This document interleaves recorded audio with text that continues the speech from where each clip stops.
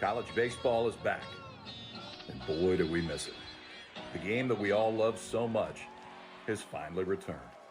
The smell of the grass, sound of the bat, dugouts chirping, and a chance to see college baseball's finest every week. Last spring, college baseball was put on hold with the rest of the sports world. But now, the long road to Omaha begins yet again. Going back to Omaha, another chance at the brass ring. Now it's time to take care of some unfinished business. And it's time to make the college baseball world smile again. Vanderbilt on top of the college baseball world again. We've been waiting nearly a year to hear these words. Finally, it's time to play ball. Welcome in to Doug Kingsmore Stadium. We are back. It is time to pick back up with college baseball as the 2021 season gets underway. The defending champions of the American Athletic Conference, Cincinnati, takes on the Tigers here this afternoon in the first of three on the weekend. And we're glad to have you with us alongside Tim Beret. I'm William Qualcomush. Thanks so much for joining us for what is a special opening day, Tim. 345 days have passed since the last time there was baseball in this or any stadium. And I got to say, it feels really good to be back today. Well, it does, and I know the Clemson Tigers in particular are ready to get back at it. You know, they were 14-3 when the pandemic hit last year, had gotten into the top 25 in every poll, and things were going great, and then unfortunately everything was shut down. But just about all the players from last year's team are back, and they're ready to kind of pick up where they left off last year. As we said, Cincinnati off to a pretty good start a year ago, but 2 years ago had a great year. We'll say more about that during the broadcast. We hope that this is a completed season, and we've got a schedule for you right here. Opening day today, obviously, and then right off the bat, the ACC team starting conference play. The SEC will follow, and then, Lord willing, May 31st, you'll have a selection show, and if we get to that point, Tim, it's got to be considered a great success. Now, Clemson won't start on that first weekend, on February 26th weekend, but they will play South Carolina, so it's just like playing an ACC series that weekend. No doubt about that. We are excited to get it underway. Great pitching matchup. We will start things off, starting lineups and first pitch. Hey, look there inside the visiting dugout here at Doug Kingsmore Stadium. The Cincinnati Bearcats, the 2019 American Athletic Conference champions. Their starting lineup, it features a couple of preseason all-conference selections. Wyatt Stapp there, the left-hander, and the DH spot, Eric Santiago, the right-hander at third base. Interesting, Tim, 5 righties and a switch hitter against Davis Sharp today, and Davis awfully effective against right-handers. Yeah, he has been over his career. He's had a great strikeout to walk ratio, 104 strikeouts and 102 2/3 innings so far in his career. And when he doesn't strike guys out, they're going to hit him into this defense. A good defensive lineup, particularly in the outfield. They love what they've got up the middle with Bryce Teodosio in the lineup this week at center field. And then very young at the corners, Tim, true freshman Blake Wright, Caden Grice, and then Jonathan French, who missed last year due to injury. So all three of those guys in the infield, third, first, and catcher, making their first collegiate start. Yeah, we talked about the experience level of a lot of teams in college baseball, but Clemson's got 6 or 7 freshmen that are going to be in the mix, whether they're redshirt or true freshmen. But guys are going to be playing their first college baseball games here very soon. There you see Clemson's Friday starter, Davis Sharp, perhaps the best two-way player in the country. He won't hit today, but he will pitch. And, Tim, this is a bona fide Friday night guy. Yeah, he was a finalist for the John Olerud Award. Was a great two-way player in college, and the award named after him. He was the only freshman to be one of 5 finalists in that category last year. Just about set to get underway here. Shortstop Joey Bellini. You see him getting ready to step in. Good crowd here. About 20% capacity and every ticket sold here at Doug Kingsmore Stadium. They've spread them out as thin as they can. And now Sharp on the mound to get us underway. Swinging a foul there from Bellini, and it's 0-1 here. First pitch at 4:05 this afternoon. Just as our producer predicted, Mr. Bagby. Grad student Bellini, that pitch misses outside. You see Davis Sharp, he throws a cut fastball. You can see it move. off the plate. He's going to live around 90 miles an hour. That one's sitting at 92. There he went off speed and got a swing and a miss. It's 1-2 now. Nice breaking ball. Bellini to go fishing for it on the outside. 1-2. Swing and a miss. Sometimes the game is simple. If it worked once, try it again. Looks like he went with another breaking ball there. Same type of pitch, just about in the same spot. Sharp only had 4 walks all last year against 20 strikeouts. 92 on the fastball. That was 79 on the breaking ball. And now Wyatt Stapp, 6'1" senior. There you see him from Keller, Texas. Really good hitter. Bellini hit .429 for this team last year in 8 games, as that pitch is taken low for a ball. Stapp hit .283 at 11 runs batted in. A very good eye at the plate as well, and hard to strike out.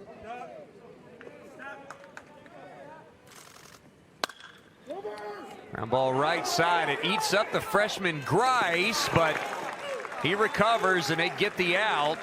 A heads-up play by Pierce Gallo gets a start today at second base. Yeah, good hustle over there by Gallo. And that's a error that won't count as an error against our freshman first baseman, so ends up okay. You know, when you're 6'6", you can make up for some mistakes. That time it took him about 1 long stride to get back to the bag and make the catch. Years from now, when we review this game, it'll say 4-3 in the box score. Here's Ryan Nicholson. Well put together. 6'3", 215. Down and away for ball 1 there as the count's even from Davis Sharp.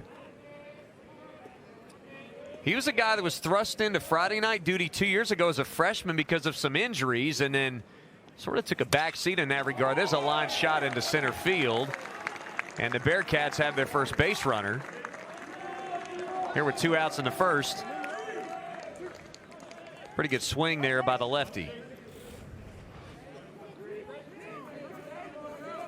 Loops it right over the shift on the infield. Kind of pulled an outside pitch. It didn't exactly go with it, but turned it into a hit. So now Jace Mercer, senior from Johns Creek, Georgia. Big shift in the infield for him. Parker on the right side of second base, and Wright against the world on the left side of the infield. Mercer, a cleanup hitter. Normally you profile that position, you don't think under 6 feet, under 190 pounds, but here we are. And he's an effective bat to put in the lineup as well.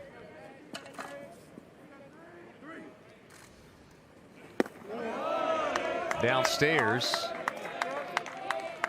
One thing, these guys have, of course, pitched in the fall and they pitched in the spring, but this is the first game action in 11 months for really all of these players, and particularly for pitchers. Davis Sharp hadn't been on the mound pitching out of a stretch in a while.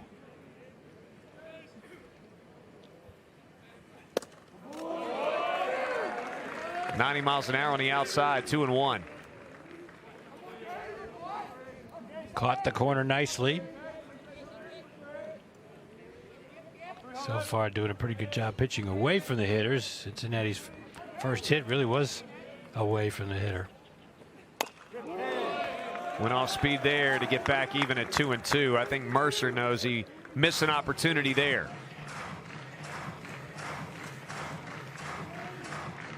Nicholson at first here in the top of the first inning.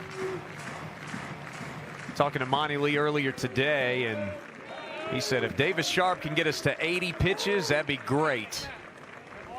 So that's what they're looking at, big picture. If you can stay under 15 here in the first, you at least get through 5 innings that way.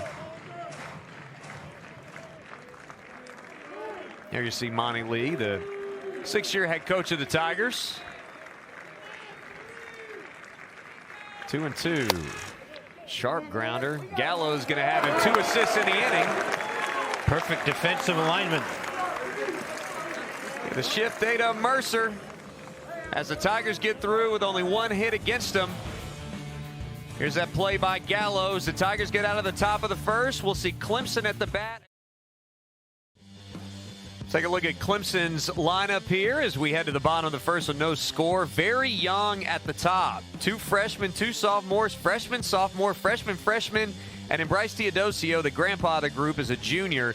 This is a young lineup, but one that packs a lot of pop. And if you notice, Tim, 7 right-handed bats against a very tough lefty in Evan Shawver. Yeah, we're going to see a lot of left-handed, a lot of right-handed Tigers this weekend because Cincinnati, I believe, is supposed to start 3 lefties. And there you see Cincinnati's defense, the outfield, Merritt, Murray, and Comastek. And you've seen Bellini and Mercer and Nicholson at the plate. Santiago, third baseman, a very good glove. He's one to watch in the field. Joey Powell behind the plate, and he will be receiving pitches from Evan Shawver. This is a young man that last year, you see the stat line, a 1.59 ERA with 35 strikeouts.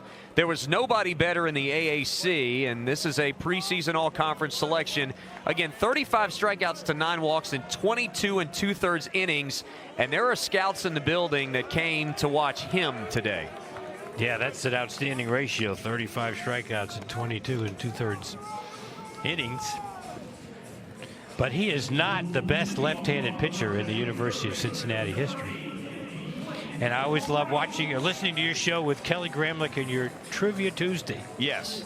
Who's the best pitcher that ever pitched for the University of Cincinnati? The best left-hand pitcher. Best left-handed pitcher, but the best pitcher, period. He's in the Baseball Hall of Fame. I'll have to rack my brain on that. Blake Wright making his debut against a bona fide stud. How about that? He takes high ball 1. I won't make you suffer a long time.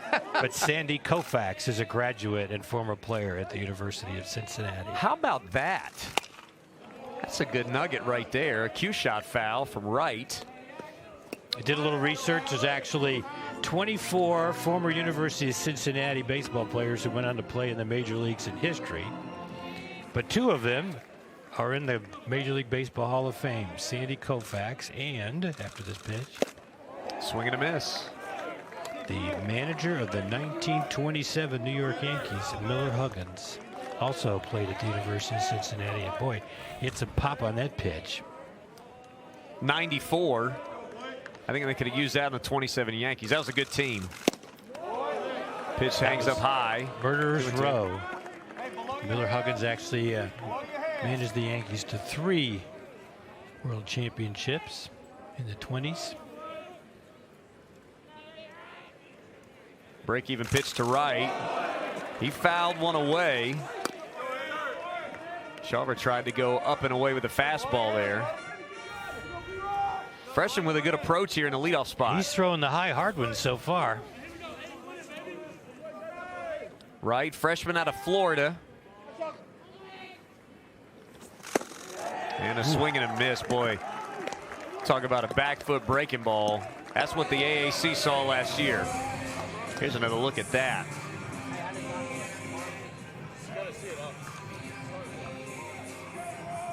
Boy, that had some cut to it. No chance on that one for Wright as he sat down swinging. Now Dylan Brewer played a little last year for Clemson. We said there were 7 right-handers in the lineup. He's one of the 2 lefties, and the reason he's in there, for one, is defense, but another reason, he had a .413 on base percentage with 14 walks and only 13 strikeouts last year. Yeah, anytime at any level of baseball you have more walks than strikeouts as a hitter, that's a positive. He also led the team in runs and walks last year at 11 runs and 14 walks. Checked on that one. You see Shawver. Again, we talked about the scouts looking at him. D1 Baseball put him in the top 50 of college prospects just today. He's 45th? 45th. Check swing is 1 and 2. And he couldn't quite hold up. That was I think it was a called strike anyway, right across the knees. Tough pitch for Brewer to handle there.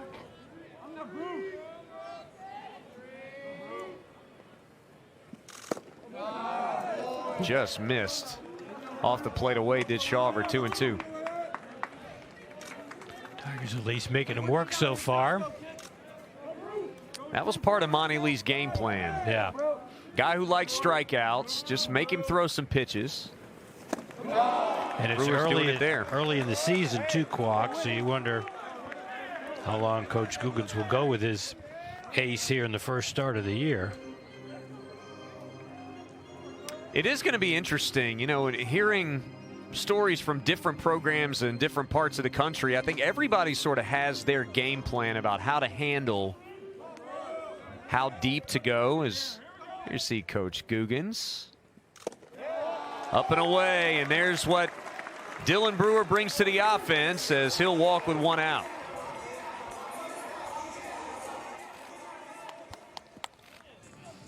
Good eye from the second-year freshman. Now Elijah Henderson. He actually had the best strikeout-to-walk ratio on the team a year ago. He had .323 with 13 walks to only 6 strikeouts. Started all 17 games in the outfield or second base. Co-winner of the Mitchell Award, which is the MVP of the Clemson team, award presented each year. Down low.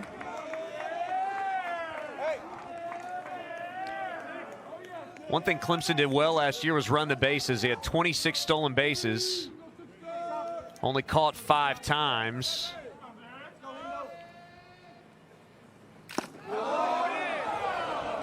Strike right on the edge. It was pretty balanced, I believe. It's like 5 guys hit 3 to lead the team, I think. Take a look at that pitch. You're right about that. Maybe a tad low. Good framing job behind the plate by Powell.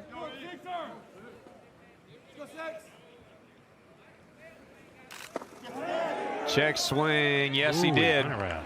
Craig Barron, our first base umpire, said he did go around. Let's take a look at it. Yep, oh, he definitely did.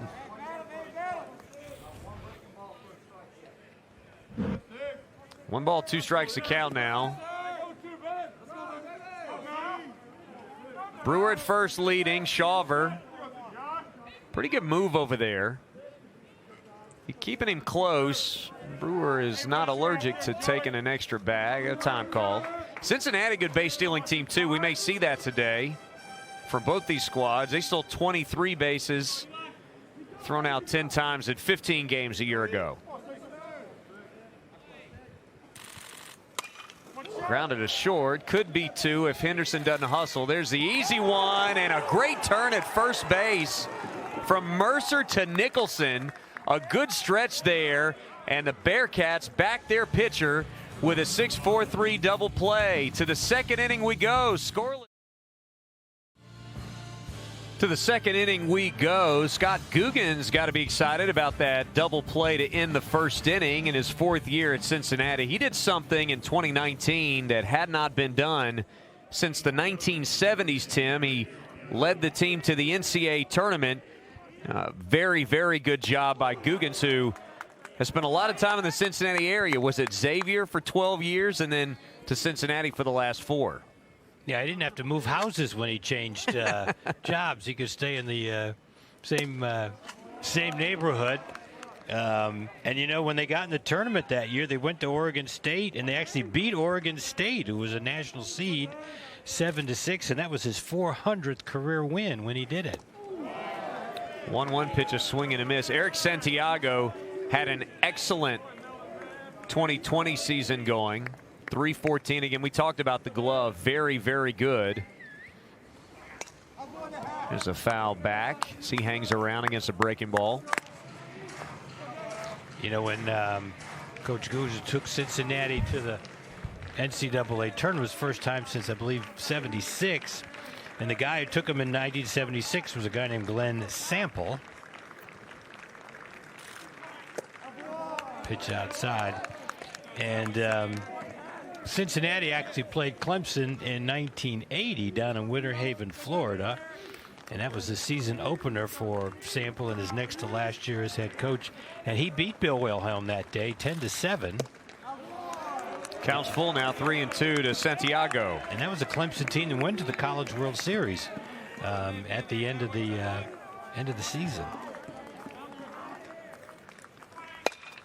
Ground ball, third baseman, the freshman comes up firing. There you see the hose of Wright to get the first out. Nice play going to his left. Kind of had to turn his back to the runner and twirl and fire, and good peg for the out. Griffin Merritt now the batter. Another look at Wright. Out at third base. Foul ball back. Sharp gets ahead. Merritt, a native of Cincinnati. Always like to see that. The hometown guys playing well.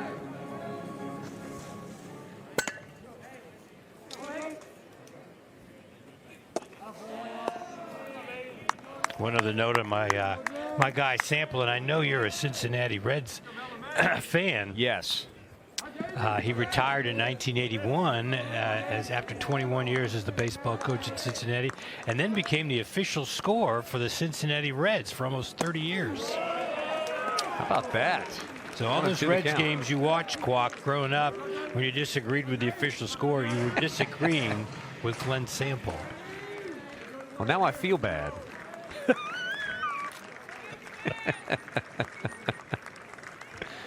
1-2 to count.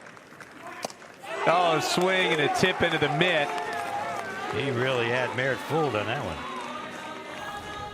Another look at that one. Second strikeout for Sharp. And that was right down the heart, but he must have been looking for something different. That looked like it had a little comeback. Maybe he's expecting the cutter and got something else. 2 up and 2 down for Sharp here in the top of the second. Here's Joe Powell. Pitch missed away, ball 1. Powell, sophomore, at 5'10", 160. Already saw some of that pitch framing ability in the first inning. He had 235 last year in 10 games, 9 as a starter. 1-1 the count.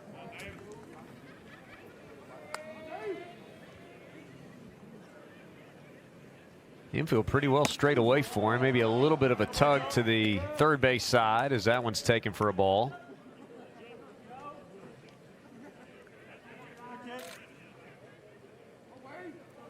A beautiful day here. It's a little overcast this morning, but the clouds have all cleared out. And very little of this ballpark is shaded at all at the moment, but here you see it, about 50 degrees out here today. Can't ask for much more than that in February. Boy, he just reared back and said, hit it if you can. I'm going to throw my heat, and if you can hit it, go right ahead. And he couldn't. 3-2 now the count. Powell trying to keep the inning alive, and Sharp issues the free pass. First walk of the season for Sharp. As I said, he had only 4 all of last year in the abbreviated season. So Powell draws a walk.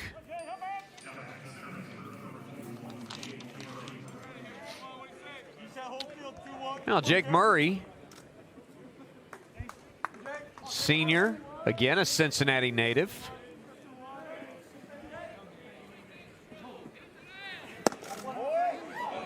Strike right across the knees. Not sure the Bearcats dugout loved that one. Murray, a transfer from Northern Kentucky. Murray leads at first. Pretty good lead. He's going to lay one down. Make Sharp field, and he does. David Sharp plays a little first base. That time he had to field a ground ball, and he ends the inning. Tigers coming up in the bottom of the second. Now you see Monty Lee, 6-year here at Clemson, a lifelong South Carolina resident, coached at College of Charleston before coming to Clemson, and here you see got himself a conference tournament championship back in 2016 and had a team poised to make it 9 NCAA appearances last year. At 14-3, they were off to a hot start before the pandemic canceled the season, but I know he likes his team with almost everybody returning this season, Tim. Yeah, absolutely. Monty's won 68% of his games so far. That's actually a better winning percentage than his predecessor had. Jack Leggett was 66.5. Coach Wilhelm 68.3. But you know who has the best winning percentage among all baseball coaches in Clemson history, not given a minimum of games coached? Who's that? John Heisman. You know what?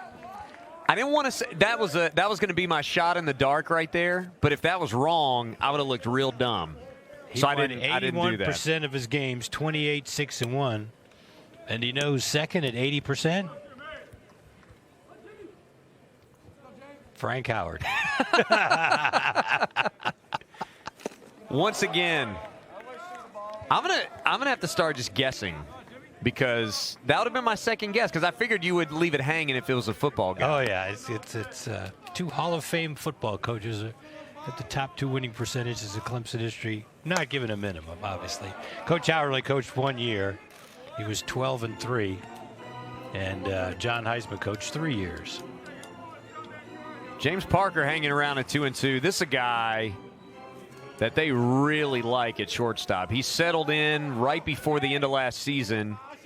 Local product from Anderson, about 20 miles up the road. There's a smash to center, and Murray's chasing it back. That ball's off the wall. He's going to get it in a hurry, but he won't get it in time. A leadoff double off the 390 sign in center field for James Parker. We talked about how Sauver was kind of throwing the high hard ones, and Parker was waiting on that one, and he ripped that. That was very close to going out of here. That hit 2/3 up on the fence before it bounced back. This is a ballpark that's notoriously tough to hit the ball out of center field on a lot of days. The wind is blowing in, but it's calmed a bit from when we started just a few minutes ago. And now for the first time today, we got a man in scoring position. We'll see what Shawver can do against the heart of the order with Jonathan French making his debut. There's a strike on the outside corner. They were very excited about French. You see him 5'10", 225. He was going to be a regular in the lineup and then hurt his leg in January last year. 30th round pick of the Indians out of high school. Was an Under Armour All-American. Hit pretty good. Ball's hit in the air toward the corner and just foul. Just foul. Third base umpire Randy Watkins was on it.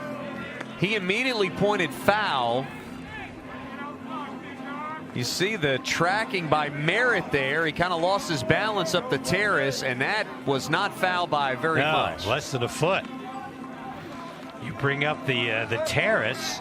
We actually have this terrace here because Coach Wilhelm got the idea from the old Crosley Field in Cincinnati, which had the terrace. And so when they moved to Clemson baseball over here in 1970. Ironically, was the final year of Crosley that the Reds played at Crosley Field. And so, but Coach Wilhelm got that idea and put it in here, and it's been here ever since. So you could say that Doug Kingsmore Stadium embodies what used to be embodied at Crosley Field. And Cincinnati. 0-2 pitch blocked well behind the plate. Parker stays at second base. You see again the ability by Powell behind the plate to keep that runner at second.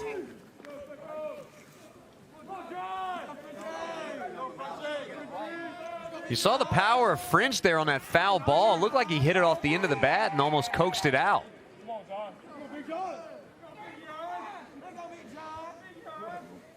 Tigers don't need him to hit it out. They just need a ball to the right side of the infield here. Pitch miss, and it's 2-2. Tigers continue to make him work. It's 26 pitches now here in just the second inning. 11 balls and 15 strikes.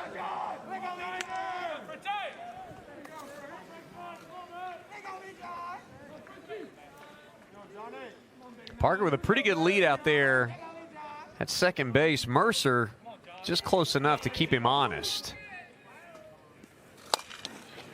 There's a ground ball off the chest. The third baseman couldn't find it. We just talked about Santiago's defense there. He knocked it down, and I think he thought it maybe spun past him. That was an odd-looking play. That ground ball had a lot of spin. Here's another look at it. It was odd, and you called it right. It did have a lot of spin. He tried to short hop it, but he couldn't find it.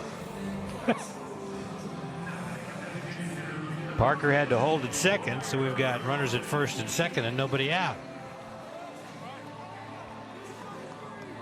That goes in the book as an E5. First error either way. Now Briar Hawkins. He was in the mix at the third base spot defensively, has played third in the past at Clemson. Today his right-hand bats in the lineup as the designated hitter. The first baseman is way in. There's a grounder left side, 6-4, and that's the only out that they'll get. Good slide by French right into the bag. And good hustle by Hawkins. We saw that double play in the first, Tim, and French made sure that there wasn't a reprisal of that here in the second. Yeah, the throw was a little low, but I'm not sure he would have gotten him at first anyway. So a 6-4 put out in your scorebooks. And Hawkins reaches on the fielder's choice. Now Pierce Gallo. Freshman, 6'2", 200. And a runner at third and a runner at first and one out. Gallo played sparingly last year, had 4 starts, had 1 hit and 13 at-bats, but had a good fall for Monty Lee. We chase a high fastball and just got a piece. 0-1. Schaufer's been successful with that high hard one, with the exception of Parker's double to center. He's gotten it by a lot of the Clemson hitters so far.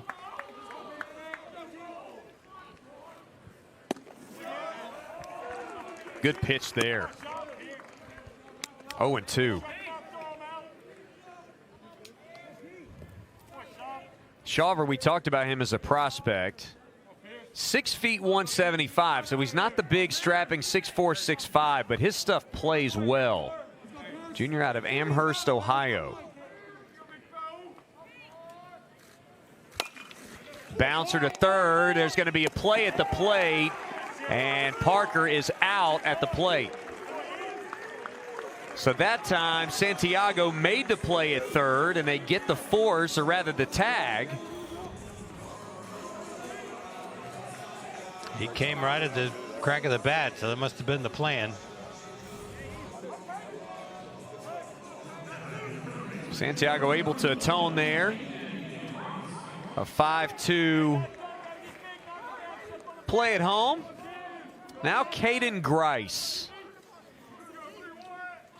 This is a guy that has become a bit legendary already here in the area.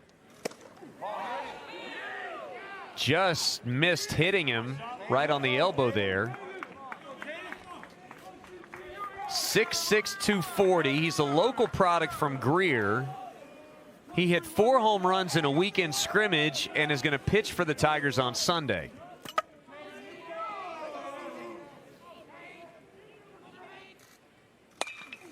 And there's a ground ball, going to be a tough play for the shortstop, and he can't make the play.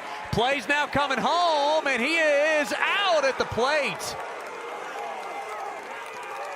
They wound the runner around third. Hawkins aggressively tried to score on the low throw, and the throw just beat him. How about this play at the plate? Good play by the catcher. Was a good, ooh. Not sure if he got the first part of the home plate first or not. And I think Monty Lee wants another look at this. Yeah. Let's see another replay. Let's see from this angle. Boy, that is a close play at home. This is going to be a great look at it. And pitcher kind of got in the way. Just a little bit. It does. If I had to guess here, which that's always a bit of an issue, I thought it was a pretty good play by Powell to get the glove just out beyond the edge of the plate and on the ground. So the umpires are they're gonna get the Bearcats back on the field. They're gonna get the runners back to the bases, and then they're gonna go review this. Here's another look from right behind the plate. Watch where the catcher's glove is. Well, that's awfully close. Now the call on the field was out, as called by Danny Everett behind the plate. So as a reminder, there has to be enough evidence to overturn the call. I can see our umpiring crew: Danny Everett, Craig Barron, Doug Vines, Randy Watkins, all veterans of the profession. The first look of it, or looking at it live, I wasn't sure that he got his glove in front of the plate enough. But on that last replay, it looks like he did. But they're going to go in and take a look at it. Bearcats are out on the field. We are in a replay review right now. And again, as we said, the call on the field, as you can see there on the scoreboard. Well, we'll take another look at this. We'll continue to watch the replay. It's a great play by Powell. Here's the first look at it. Powell goes to the backhand, spins all the way around. What a play by Powell to just get himself in position. Boy, that's very, very close. Here's that shot from right behind the plate. Right there, looks like he got his glove in front. Just in front. And again, there you see it, right at the top. The call on the field was out, so there's got to be evidence to overturn, and I'm going to make an uneducated guess that it's going to be very difficult. And let's see what the call is here, and it is out, and that call was confirmed. So enough evidence to confirm it. The umpire saw it the same way we did. A fired-up Bearcats dugout coming to bat again in a scoreless game. Scoreless through two. We head to the third. It's 9-1-2 in the order. Paul Komistek waves at the first pitch from Davis Sharp, junior from Knoxville there. Komistek playing in right field today. And then it'll be Bellini at the top of the order. Sharp, boy, painting the black of the outside corner there. 0-2.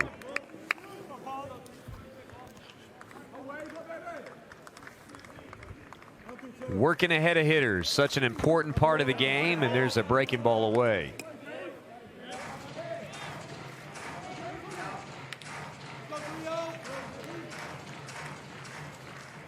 That last play, by the way, we'll tell you how to score that if you're just befuddled at home. There's a called strike three, and the third strikeout and the first time through the order for Davis Sharp.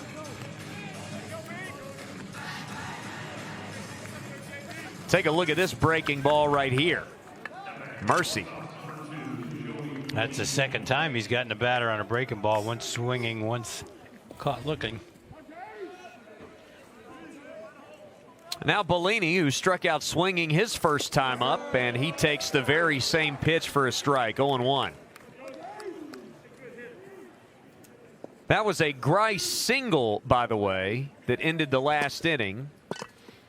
And then the out at home, that misses way outside. The out at home was 6-3-2 on Hawkins. Clemson actually had all five guys reach base in one way or another, and had two base runners thrown out at home in the bottom of the second inning. 1-2 now. He got Bellini on a breaking ball to the outside corner last time up. Let's see what he does here.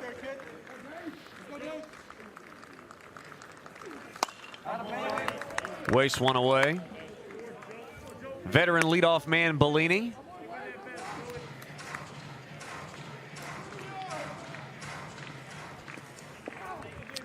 Junior college transfer. Native of Winter Park, Florida. Here's a 1-2. Oh, swing and a miss. Back-to-back strikeouts for the first time in the game. Oh, he pulled the string on him right here, Tim. Yeah, that's virtually the same pitch he got him on the first time up.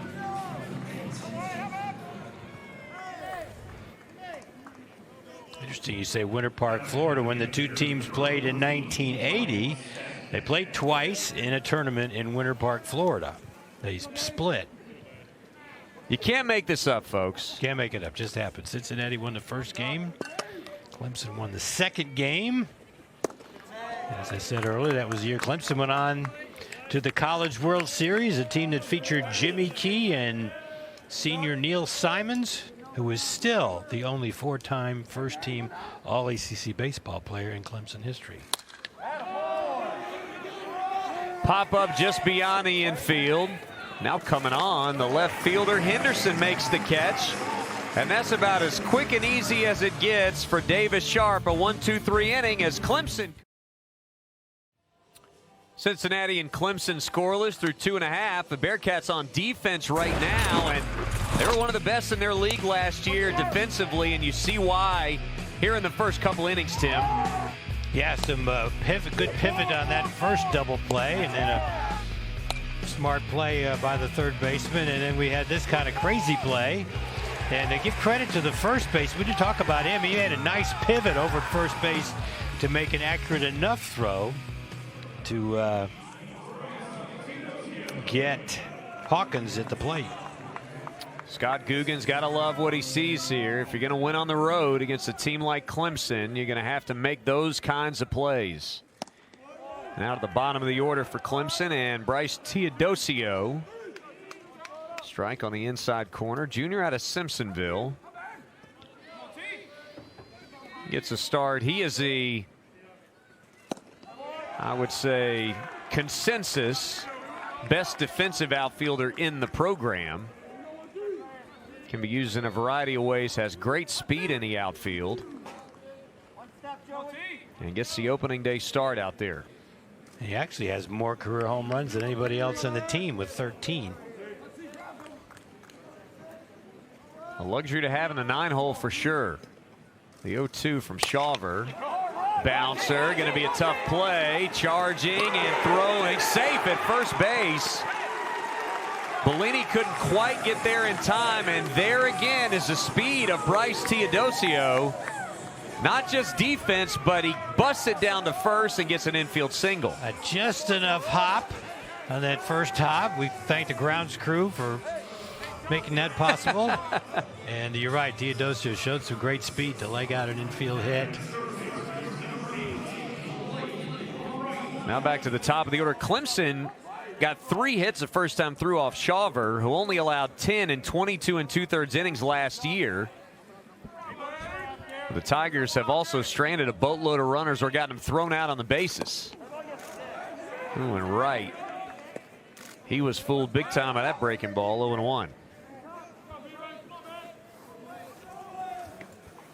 He struck out swinging after a 6-pitch exchange with Shawver back in the top half of the first inning. Teodosio, pretty good lead there.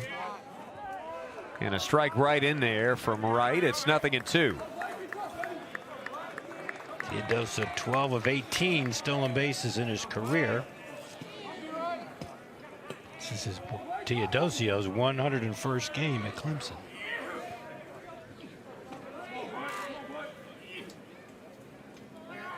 And there's a token look back at first. You can see Teodosio, that secondary lead, he's kind of leaning back. Almost like they're still trying to study Shawver. He hadn't thrown over to first until just then. 0-2 to right. Hit high down the line. That is going to fade out of play and foul.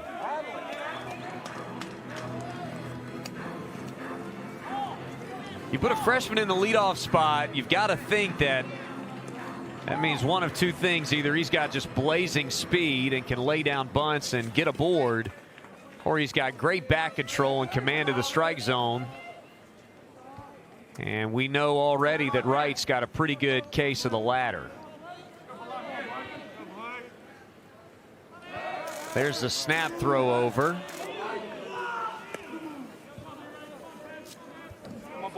Wind blowing in a little bit stronger now from straight out in center field. Center fielder adjusting. He's playing in. Way up high.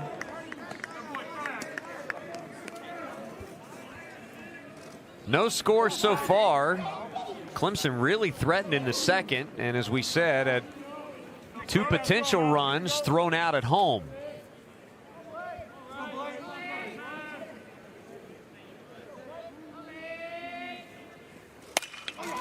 Ripped to right at Comistek for the first out.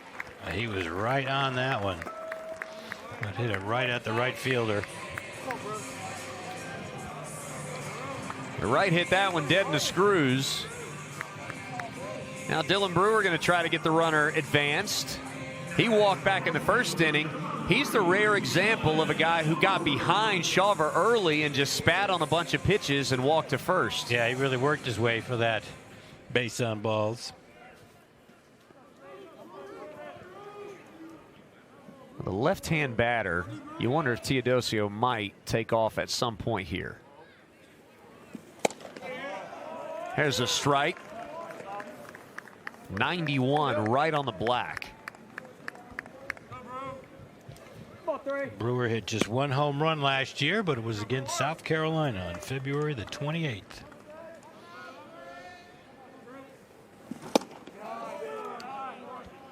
It's a good pop on that one, but it was a little outside.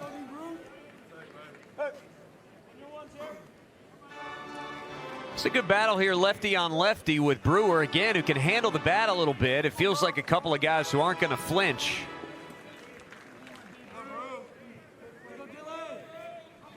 Shawver only 9 walks last year in 22 2/3 inning. Ball's in the dirt, and Teodosio scrambling and is safe at second base.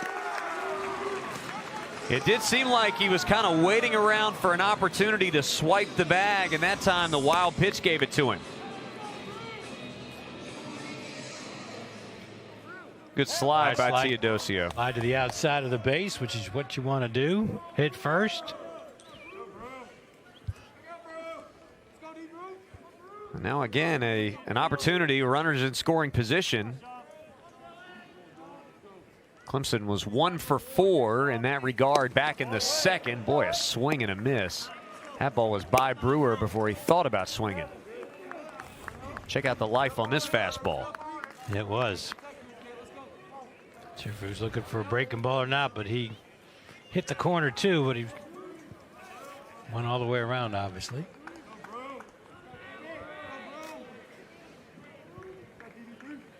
Two balls and 2 strikes. A big pitch coming here early in the game for Shawver. Brewer lifts it. Left field, shallow and foul ground, and it's foul. Long run for Merritt and Bellini, and they ran out of real estate. This is what Monty Lee said that they had to do offensively. Make Shawver work. Try to get deep into counts, knowing full well that Shawver's got good enough stuff to put you away regardless. As long as you can do it in pitch 6 or 7 as opposed to pitch 1 or 2, that's obviously preferable. Shawver needs an out pitch here, and he almost got it, but Brewer hung off a breaking ball. He tried to get Brewer with those off-speed pitches the last time, and there you see him hold up again. Worked him 3-2 once again as that ball was in the dirt. Second time Brewers worked him 3-2. He got a walk the first time up.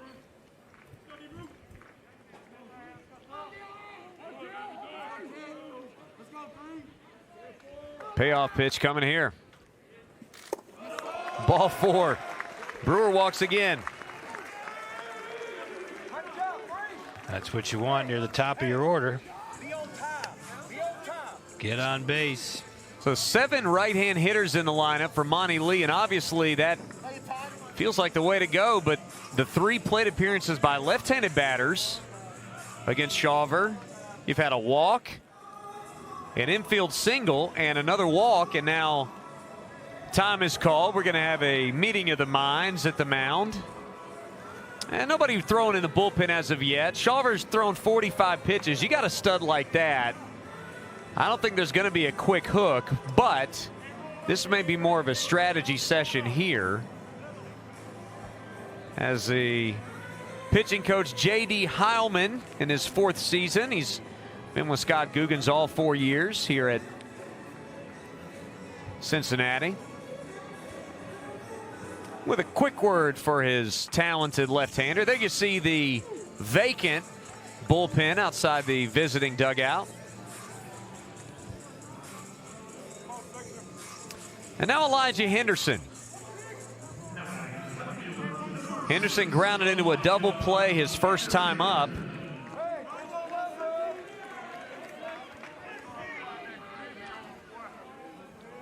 Henderson, a guy that only grounded into 1 double play all of last year. Did that in 1 plate appearance in 2021. Breaking ball in the dirt.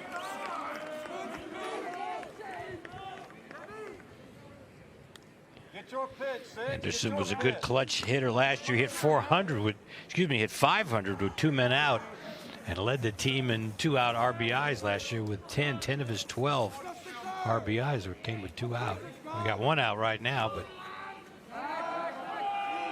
bluff throw back to second by Shawver.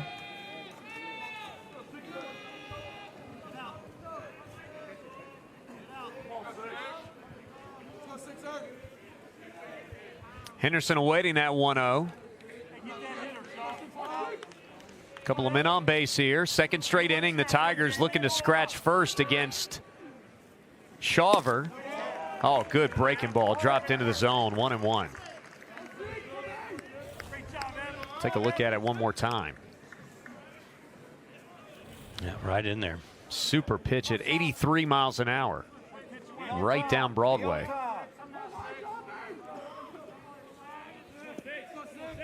Double play depth.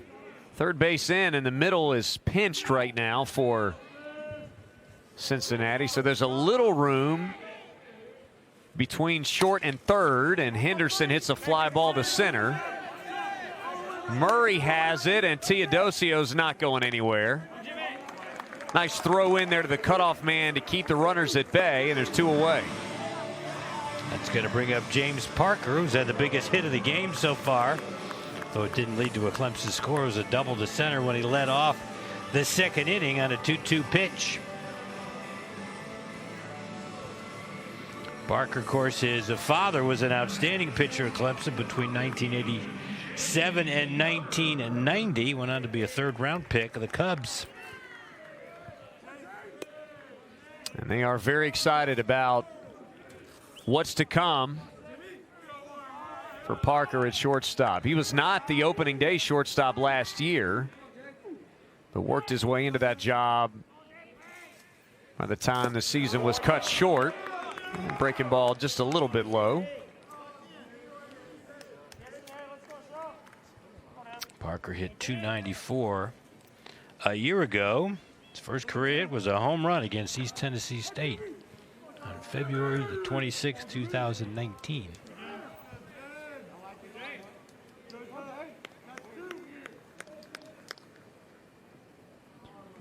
Shawver taking a little extra time out there, and who could blame him?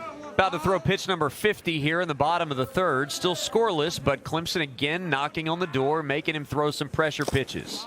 Snap throw back to first, and he's out. Powell hoses Brewer at first base, and the Tigers have now had 3 base runners thrown out in the first 3 innings. How about this play from Powell to get a big 3rd out to back his pitcher? He must have been watching Teodosia. Cincinnati, a team with a lot of expectations in the American Athletic Conference. There you see some of the reasons why. They had 3 players selected preseason all-conference. Evan Shawver, you've seen him on the mound. Eric Santiago at 3rd, and the DH Wyatt Stapp, who actually was the final out of the 3rd inning. You'll see Santiago batting 3rd. here in the top of the fourth against Davis Sharp, who starts Ryan Nicholson off with a called strike. Nicholson, the only hit so far for the Bearcats. He looped a line drive into center field. And a big hard cut and a miss there on an off-speed pitch from Sharp. It's 0-2. And Nicholson hit 400 last year. He only got 15 at bats, but he was 6 of 15.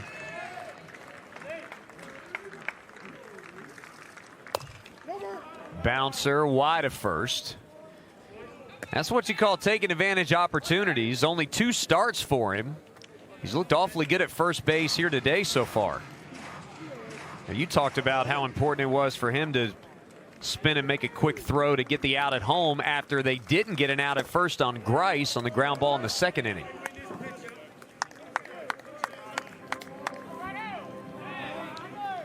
Nicholson, Mercer, and Santiago due up here in the top of the fourth. A little bit tight from Sharp, 2-2. It's the 47th pitch of the game so far for Sharp. 30 strikeouts and 17 balls. Got him. It went off speed. Nice punch out again for Sharp. Here's another look at it. Down and in. That seems like a swing plane that's not going to like anything down and in like that. And Nicholson becomes the 5th strikeout victim for Davis Sharp so far today. He's done it with just about all of his pitches. That time he went with a straight changeup to get the out. There's a pop foul out of play left side for Mercer, grounded to second his first time up. In the 1960s, Ted Williams did an article for Sports Illustrated called The Science of Hitting. And they set up this block of the strike zone, and they had baseballs, and there was a corresponding batting average to where every pitch was. And that last strikeout, that was in the 210 area.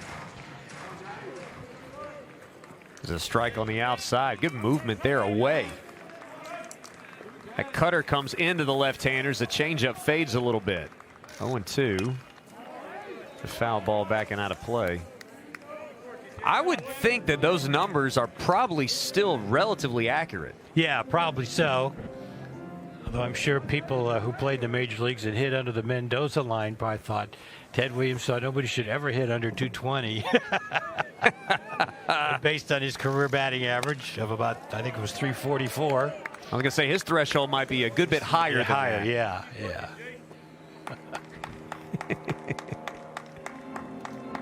Hanging around Mercer, doing a good job. Second baseman here today for the Bearcats. Tigers playing him. Shifted around to the pull side of the infield. And again, Sharp attacks the inside corner and gets a swing and a miss. That's 6 strikeouts for Davis. Take a look at this one. I believe 5 of the 6 have been swinging. He's gotten to go for it. And, you know, a lot of them have been in the same spot. You know, the 2 strikeouts to Bellini were on the outside corner to the right-hand batter, and that's 2 strikeouts here in this inning. He's gotten on left-handed batters in the same spot. But it was inside for the lefties. Eric Santiago at the plate. We talked about him at the start of the half inning. Preseason all-conference at third base, and he's ahead 2-0.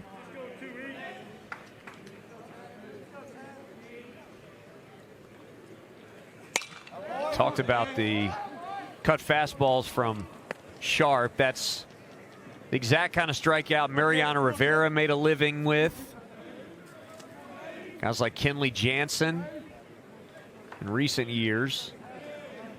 Eat up a left-handed batter with a cutter that looks like it's coming in the strike zone and bites in on the hands right at the last second. Yeah. Santiago's still ahead of Sharp. Very few guys have been able to say that so far through 3 2/3. Oh, a foul tip into the mid on a good breaking ball. 2-2.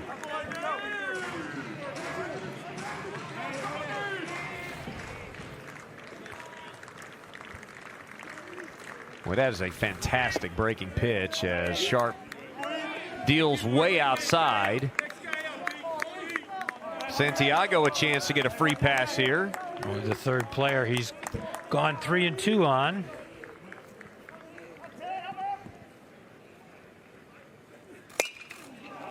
That ball's gonna go foul and out of play over towards Cincinnati's buses. I think it hit the bus on a bounce. And back into play. Dad running to get it for his son. That's nice. That's what baseball's about. There's another high fly ball. This one won't get quite as far, but it will go out of play. Still 3-2. Santiago doing a good job hanging around and making Sharp throw a few more pitches than he might like. This will be the 14th pitch he's thrown to Santiago in 2 at-bats. Got him out on a ground ball to third his first time, and there he gets him on a strikeout. And Davis Sharp strikes out the side in the 4th. He struck out 5 of the last 6 he's faced. How about a breaking ball swing and a miss to take us out to break? Tigers back to the plate in the 4th when we return after this.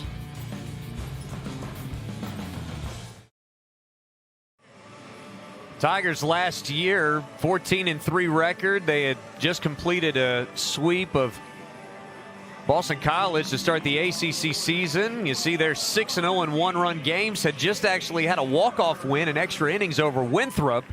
And then March the 12th, the season canceled, and now they're having to try to pick up where they left off last year, where they had just snuck into the top 25.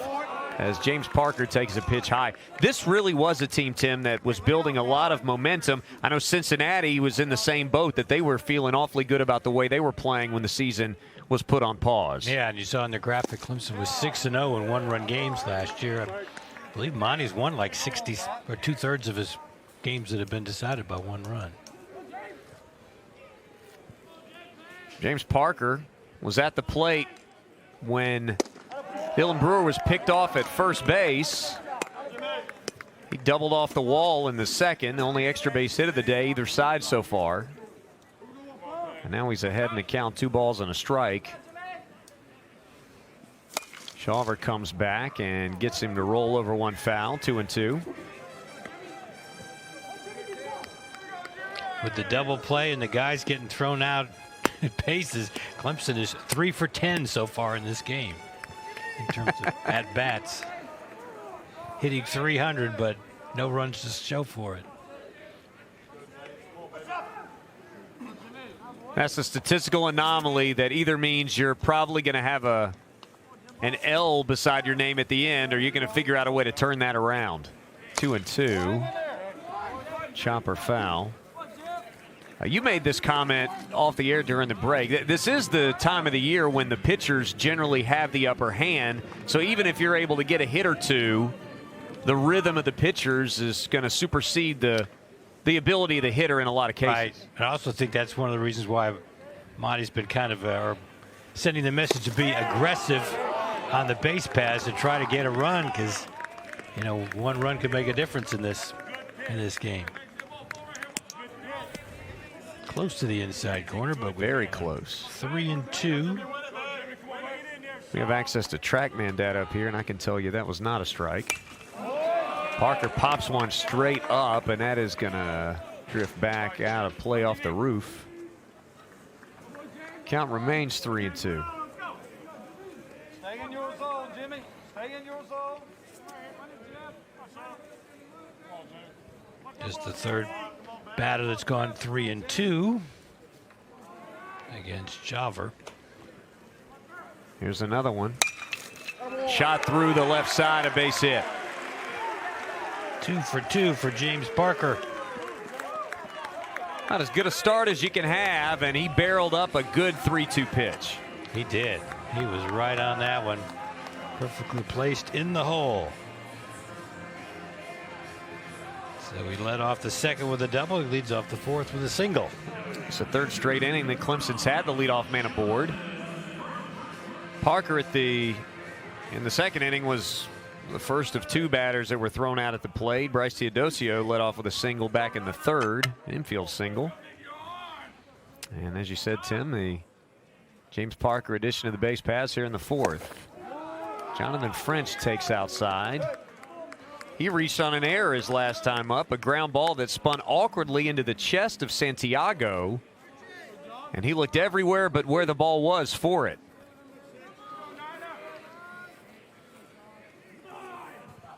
Shawver's been so good at holding runners today. It's a Clemson team that wants to run. They have not been able to as French skies one to right field. Easy play made by Kamastek. 1 out in the inning. French gave it a ride out there to right center field. Now Briar Hawkins, the DH, reached on a fielder's choice. He's been about as consistent as you can be your first 2 years. He had 287 his first year and 286 last year.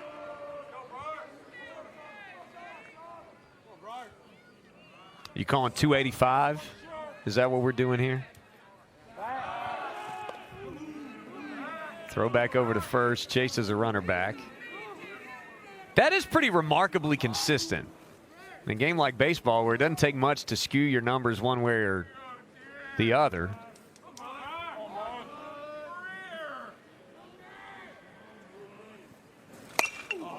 Hawkins, a guy that's got a little power that doesn't really walk or strike out. Last year he had 49 at-bats, 2 walks, and only 7 strikeouts. The guy who slugged .408.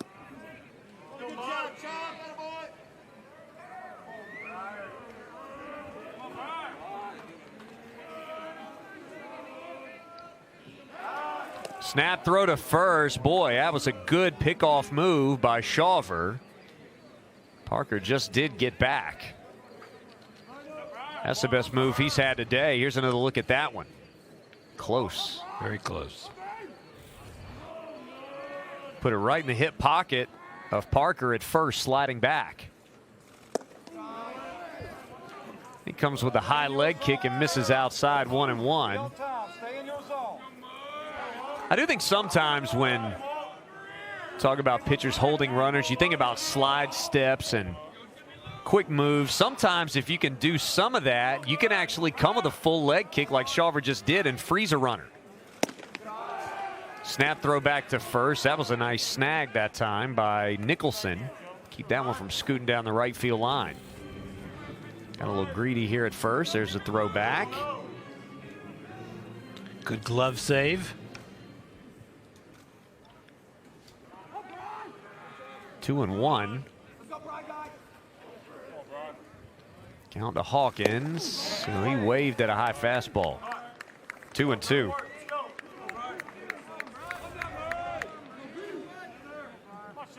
A little late on that one. Some really good arm side run that time. Out of the left hand of Shawver. That ball took off above the barrel of Hawkins' bat. 2-2 with Parker leading at first, and he just got a piece of that one back to the screen. 68 pitches now. Shawver. We're in the 4th with 1 out. Clemson has not been able to scratch. They do have 4 hits in the game today off Shawver, and they've drawn a couple of walks as well. 2-2, fouled back again. Doing a good job making him work. And Shawver right now, he's allowed 4 hits, 2 walks, only 1 strikeout. But again, he has worked around trouble, and his defense has really had his back today. This is the 7th batter that's forced him to throw at least 5 pitches. That'll catch up with you. Down and away. 3-2 now. Hawkins saw 1 his first time up. So he's actually seeing Shawver for the first time. Now let's see what they try to do with Parker on 3-2. Parker capable of stealing a base. He was 3 for 3 a year ago. And they're going to keep him right there. Good idea from Shawver that time.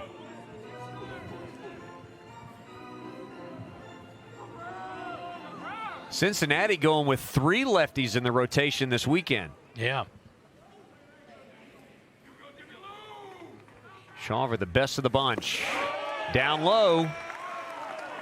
An 8-pitch at bat. Briar Hawkins draws a 1-out walk to push Parker to second. That's a 3rd walk issue by Shawver today. Now Pierce Gallo's going to bat. He reached on a fielder's choice his last time up.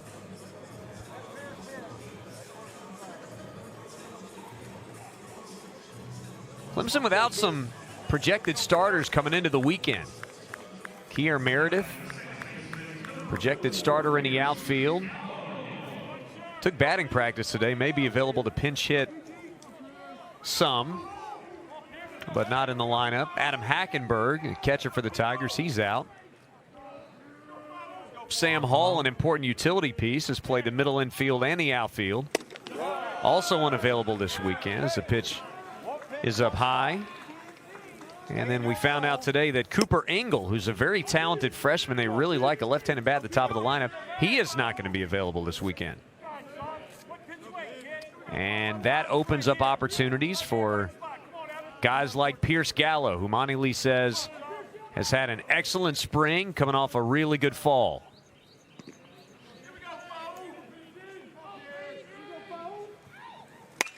He rips that one foul. Way off to the right, out of play.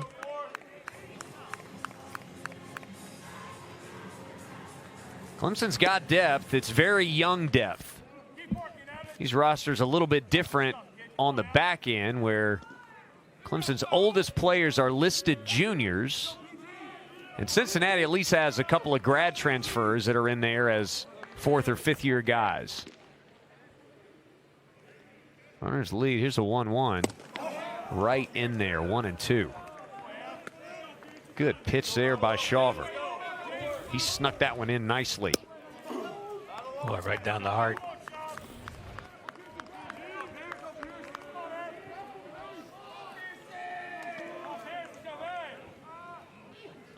Big pitch here for Shawver.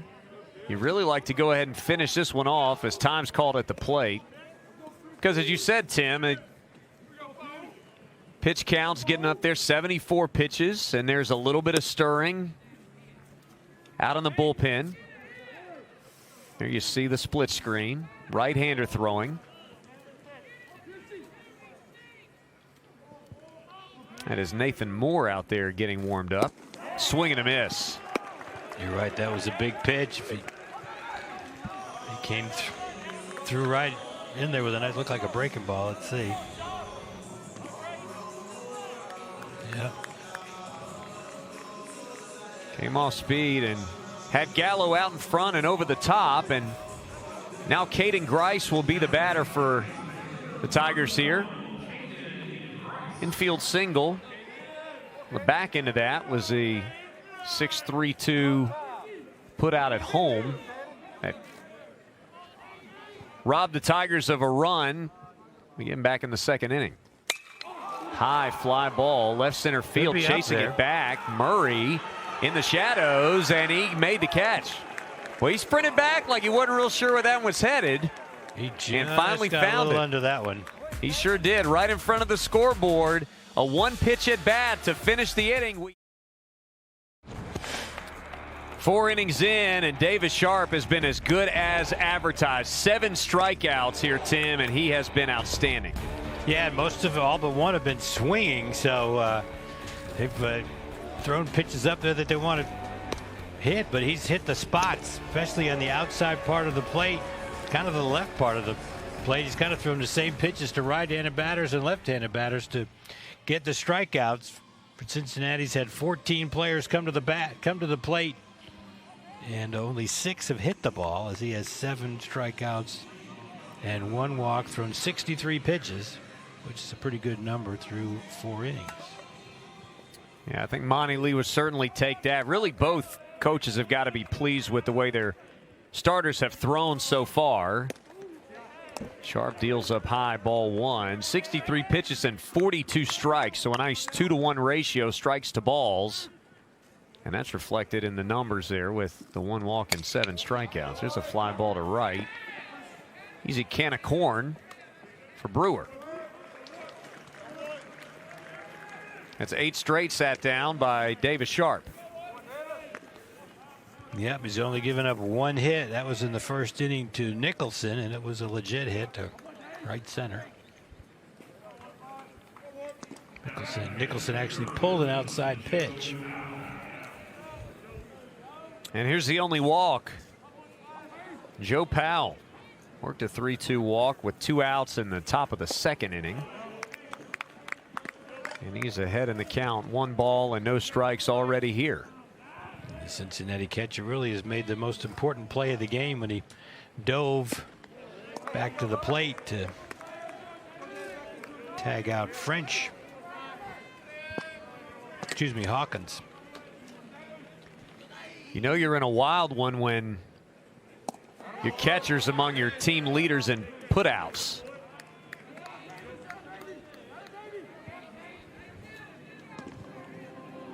Two-one count here as Powell takes a deep breath. Right-handed batting catcher. There's a strike. 2-2.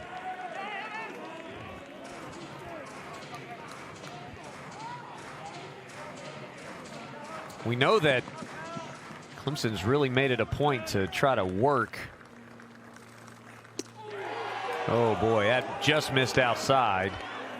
Made a point to try to work Shawver. Cincinnati's done that in spots, and right here a very close pitch. Maybe a bit of a reach by French. I think that was outside.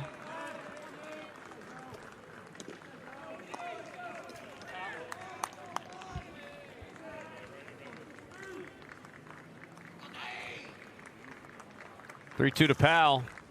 Swing and a miss. That breaking ball has been money in the bank for Davis Sharp today. It really has.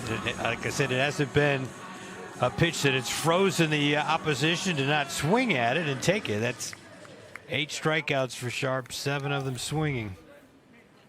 71 pitches now with 2 out in the 5th. He faces the number 8 hitter. Murray, a bounce out back to him. It was on a bunt attempt. Oh, a big, strong cut.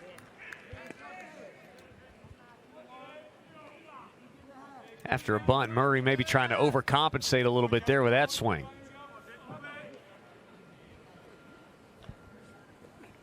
Murray, a guy with some speed. We've seen him cover some ground in center field. This is not the easiest place in the world to play center field with the terrace and the way the shadows come across.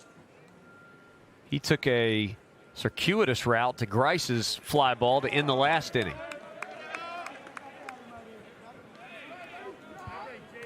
Yeah, the sun is at some sharp angles right now. There you see it. Right center field. If you're going from center or right center to left center, you're going shadows to the sun. There's a little tapper. 2-2 the count. Tim said the number 8 hitter in the order.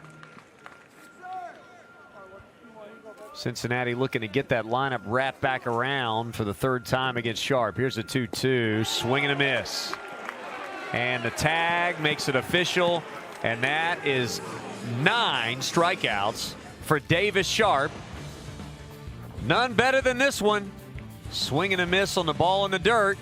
We'll come back for the bottom of the frame in a moment. Davis Sharp, there you see, racking up strikeouts. He's got 9 through 5 innings on the mound today. One of the bright stars in the ACC coming into the season. Cincinnati's got a new pitcher. We'll tell you about him in a second. First, let's go to this first team preseason All-Americans list.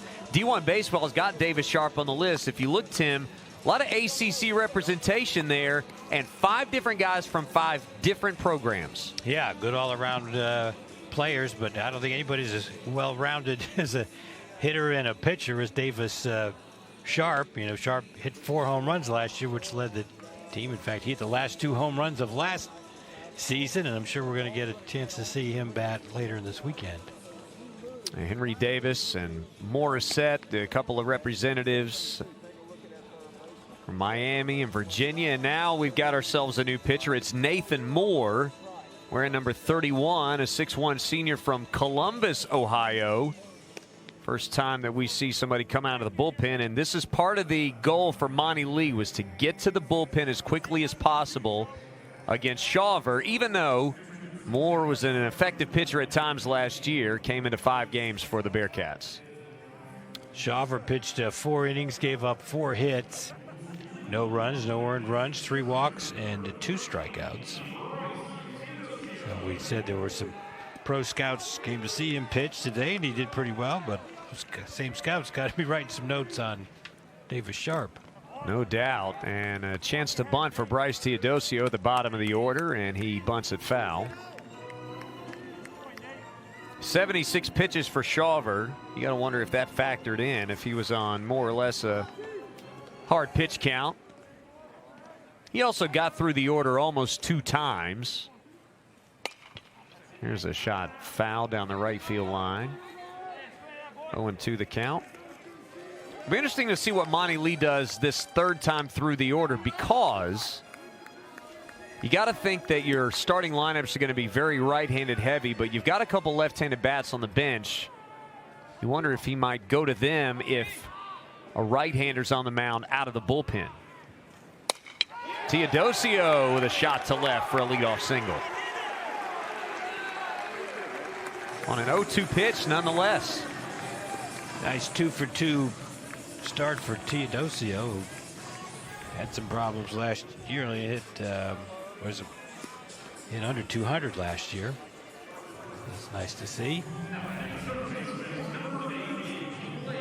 And we go to the top of the order with Blake Wright, who's 0-for-2. He struck out to start the game and lined out to right field. You talk about Teodosio, only 3 hits last year and 18 at-bats. We talk about very good defender. Oftentimes last year, he made 6 starts, but oftentimes he was a late-inning defensive replacement to help hold on to some of those 1-run leads. Pitches low, snap throw to first, and Bryce is back.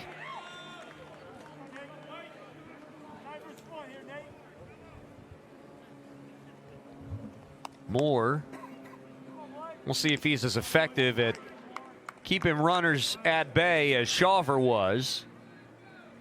Tigers put a bunch of guys on base and could not scratch against the Bearcats with him on the mound. Runner is going, and that was a run and hit situation. And the reason we know that is because Wright swung at a ball that was about at his eye level. There you see the runner take off. If Wright lets it go, the bag may be stolen, but the sign was on.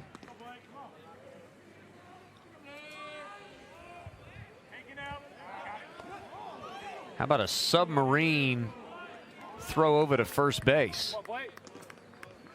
Not sure I've seen that much.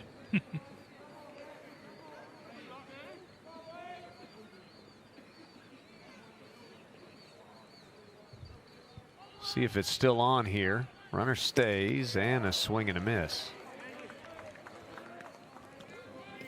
Moore had a few wild games at last year. He had 5 wild pitches and hit 3 batters in just 8 1/3 innings.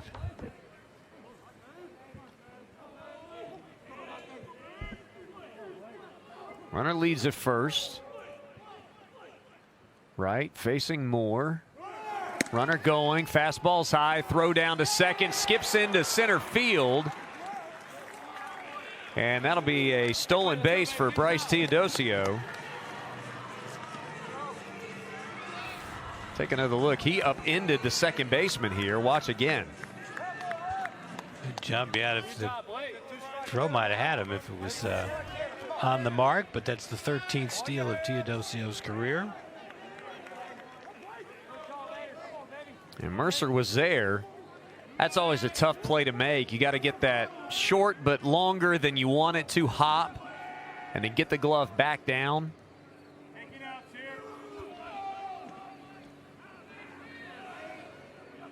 Now runner at second, nobody out.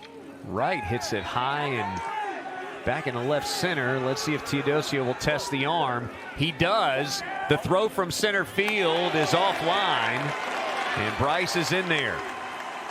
So he gets the Tigers with a runner on third base with less than 2 out. So Blake Wright, the freshman, does his job. Moves the runner over. And Teodosio tagged already once against the center fielder Murray. Didn't test the arm. That time he decided to, and it worked out for him. This ball was a little bit deeper than the other one, although it was pretty much in the same spot. It was a little bit up the line. Seemed like Murray got behind the first fly ball a little bit better than that one, too. Maybe Teodosio saw him a bit more flat-footed. Dylan Brewer with the infield in. Here in the bottom of the 5th, and a strike called.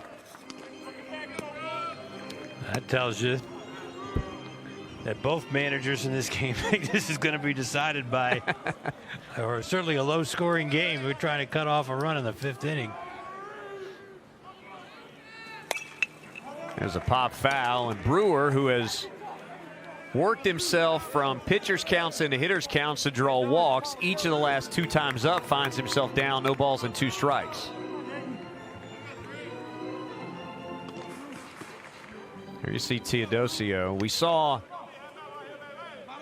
a run on contact situation at third backfire. Teodosio may have the green light here as well, as that pitch is high, 1-2. I would expect a similar play is going to be on here. As you said, Tim, it feels like Monty Lee is being uber aggressive on the bases here, trying to get that first run. Yep.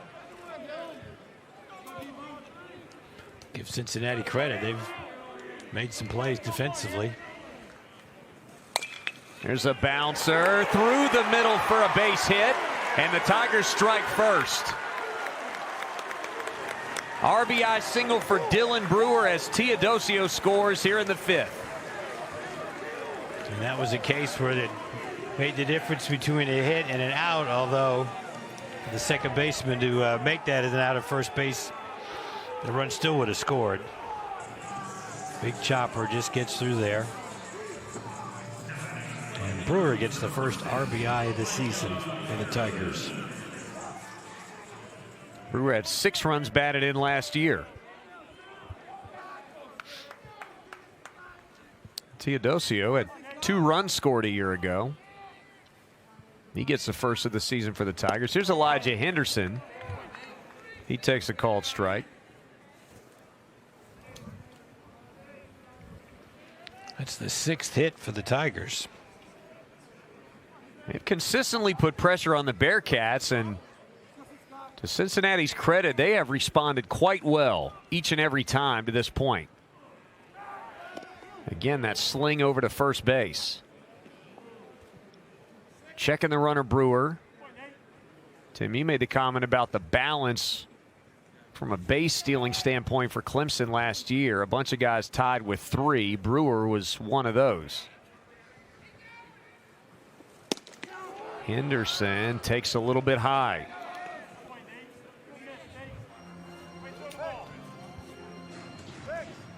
Ground ball double play for Elijah back in the 1st, and a fly out to center field in the 3rd.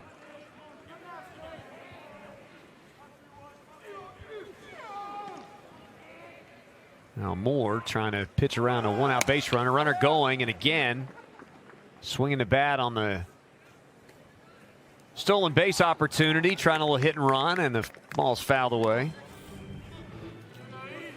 There you see again the Tigers being aggressive on the bases. And that was a pitch where you can go the opposite field, and Henderson did try to do that, but hit it foul.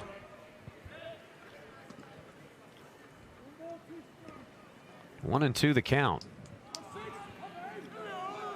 Long look in there, and now time called. Yeah, Henderson had about enough of that. Cincinnati as a team, they lost a bunch of games early in the season when they went on the road. Then they started playing home games. They won them all. started feeling really good about themselves at 7-8 before the shutdown. This one skied away out of play. Well, like a lot of teams that are, relatively north, they have to play games at neutral sites or on the roads. I mentioned earlier, Broad, when in 2019 they went to the NCAA tournament, they started out 1-9. And of course, they played a bunch of road games against a lot of good teams. But that's what those two teams do. And, of course, try to win your league and get in the tournament that way. Downstairs. 2-2 to Henderson. It's the deepest count Elijah's been in today. I really like Henderson. A few weeks ago, Monty Lee said there were 3 players that he felt like had earned the right to be in the lineup just about every day. There's a turn and throw back to first to chase a runner. One was Kier Meredith. He's not available today.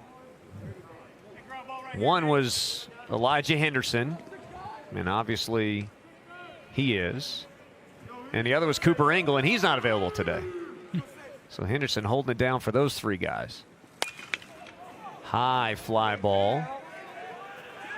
That'll chase Merritt back, and he'll give way to Murray, who came a long way to make the catch. It was a late giveaway.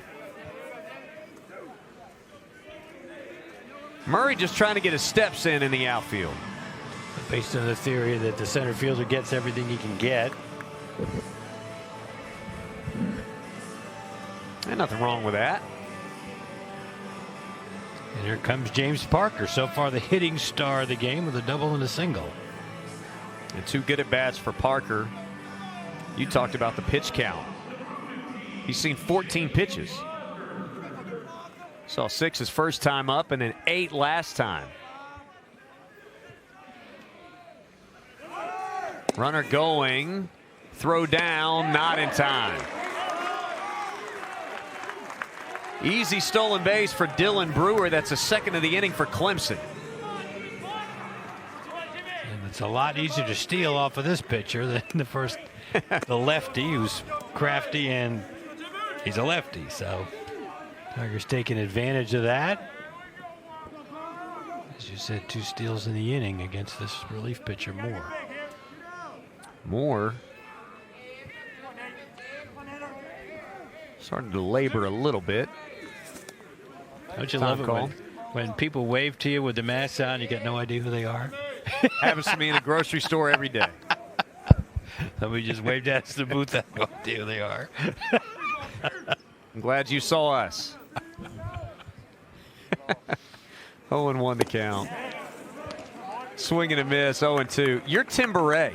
I am. That happens to you every day, probably, somewhere. Mask or no mask.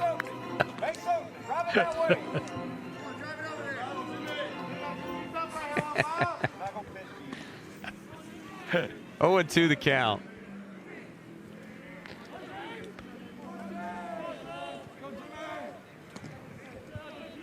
James Parker in a stare-off right now, and again, time's called. You don't mind this tactic from Moore. You're now down a run. You got a runner at second. You're trying to be extra careful with your signs right here, too.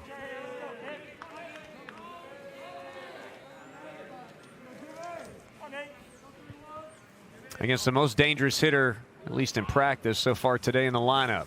Oh, and it hit him right on the hand. Well, we can hear that up here. I'll go get the ball. I talked about Moore last year. He hit 3 guys in just 8 innings, so I guess he was due. Let's see if Parker can continue here. He kind of hopped a long way back out of the batter's box. And they are looking right now at the back of his hand, maybe his wrist. He's going to keep going. Good news for Parker is, from a fielding perspective, that's not his throwing hand. Here's a look at it. Boy, it came right in off the top of the hand. Yeah, you thought it would have hit his shoulder, which has a little more padding, but somehow it got in there and right on the hand. 2 on and 2 out there, and we'll monitor that situation because with so much depth on this team, they can be a little more careful and cautious with injuries and things of that nature, but you really want Parker out there at shortstop every day if you can. Here's French. 0 for 2. Did reach on an error his first time up, hit the ball hard and weird down to third base. Moore way outside.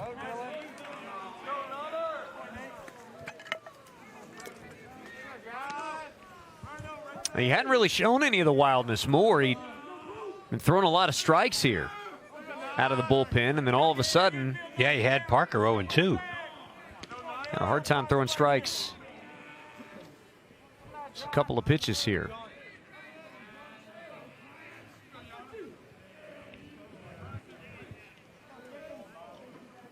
Cincinnati with some more activity in the bullpen. Pitch missed outside and thought about a snap throw to nobody. It was a ghost at first base. Bo Keithley, junior right-hander, is down there in case Moore can't complete this bottom of the 5th inning.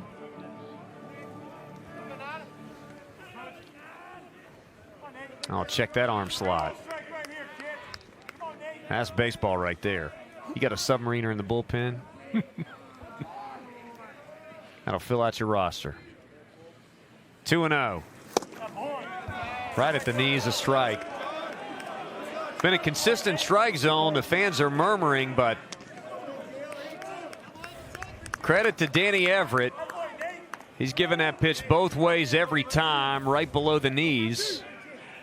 As long as you know what it is, you can adjust to it.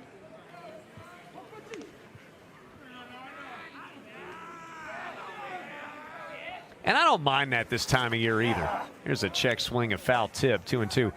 I don't mind a little bit of an expanded strike zone because, as we've been talking about, you see here the check swing foul tip from French. The pitchers are ahead of the hitters. I don't mind giving the pitchers a little extra rope. Maybe that's one of the reasons why they're ahead. I'm going to say, so they can be more ahead? Yeah. Give them as much rope as you need. 2's everywhere on the scoreboard.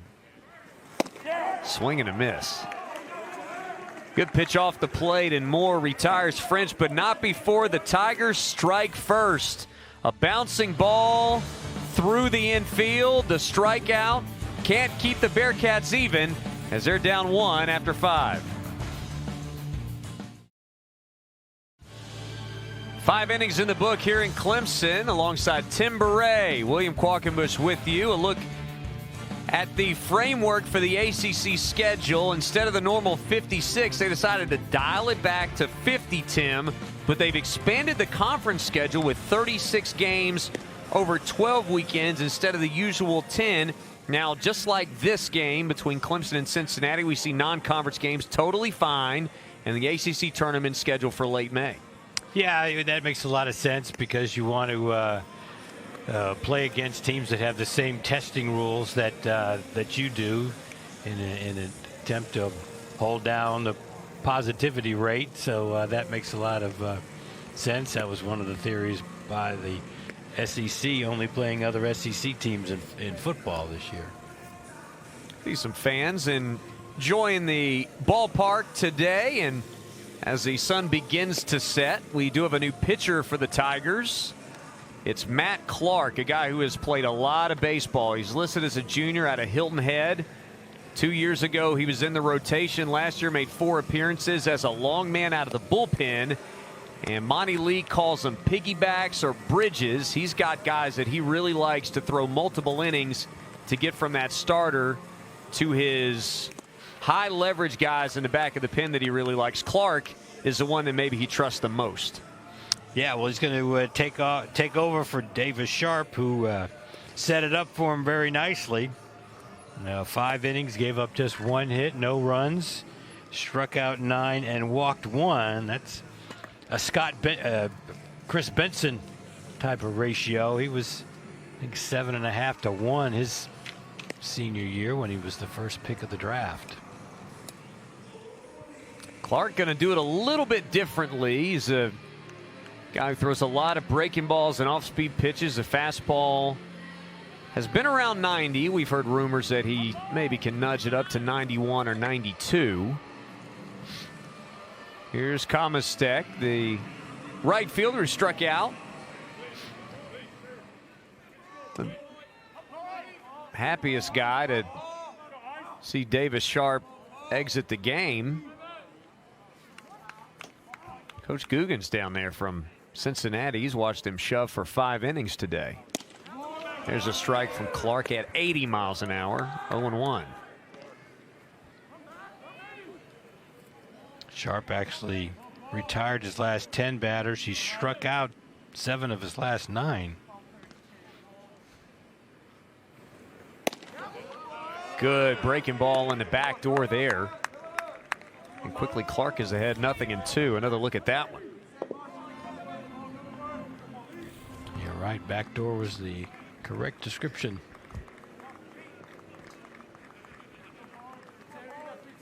Clark ready now, the 0-2, the 9-man for Bearcats. That one shot foul. Cincinnati really has not threatened the Tigers as of yet. They got a couple of base runners on Sharp, but nobody past first base. Clemson, meanwhile, has had 10 at-bats with runners in scoring position today, and really a good thing from the perspective of Davis Sharp that he now has the opportunity to win the ball game. He was staring right down the barrel of a no decision as Clark comes in, and then with 89 rushes it past Kamastek for the first out. Good hard fastball right in there.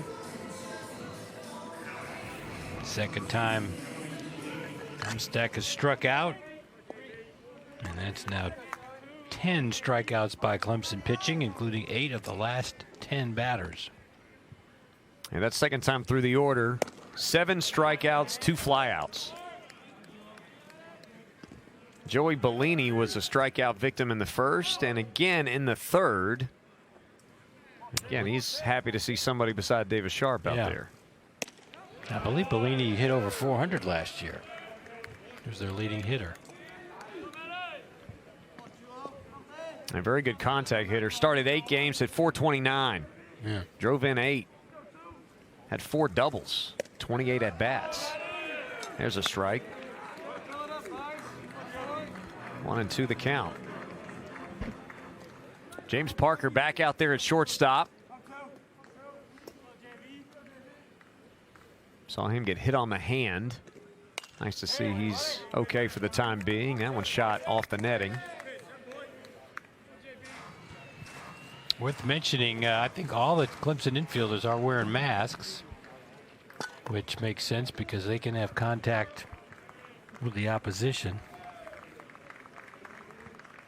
1-2 pitch just outside from Clark, 2-2. A good eye there for Bellini.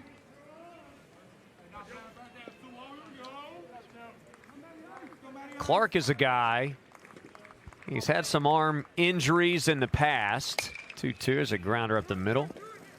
Parker gets him for the second out. Play. Moved laterally. He was left, made the play. Smooth out there at shortstop, the freshman from T.L. Hanna High School in Anderson. Now here's Wyatt Stapp, 0 for 2, ground out, fly out. Clark, a guy, they didn't pitch him in the fall to try to save his arm, to go a little bit deeper into the season this year because of some of those arm issues. They wanted to be extra careful, and because he didn't throw many innings in the spring. And so this is a guy who is awfully fresh to start the season.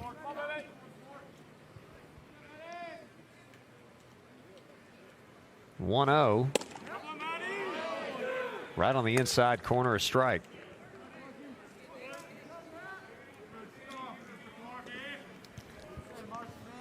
Clark, a quick worker. Doesn't dilly-dally on the mound.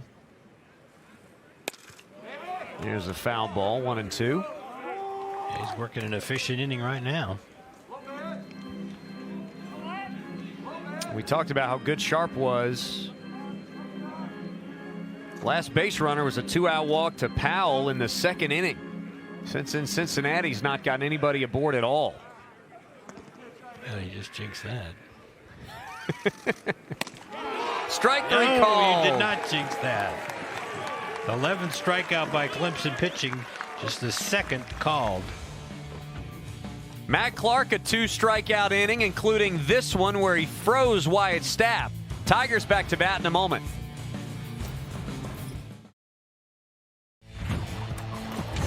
Tigers scored their first run, Tim. It took a village in this half inning back in the 5th. Yeah, big stolen base by Teodosio. Then he advanced to third on a fly ball to center. And then against a drawn-in infield, Teodosio scored with the RBI single from Dylan Brewer. And now a new pitcher for the Bearcats, 39, Bo Keithley, a junior from Michigan. And he will face 6, 7, and 8 in the order. It's Briar Hawkins to start against the Submariner as he deals up high, ball 1. Hawkins, a fielder's choice. And a walk in 2 trips. Up high as well, 2-0. He was in a battle with Blake Wright to start at third. Got the opening day nod at DH anyway, and has really cashed that in with 2 good trips to the plate. Keith replaced Moore, who's given up the only run of the game. Pitched 1 inning, 2 hits, 1 run. It was earned. Bouncer right off the handle, and it'll trickle foul.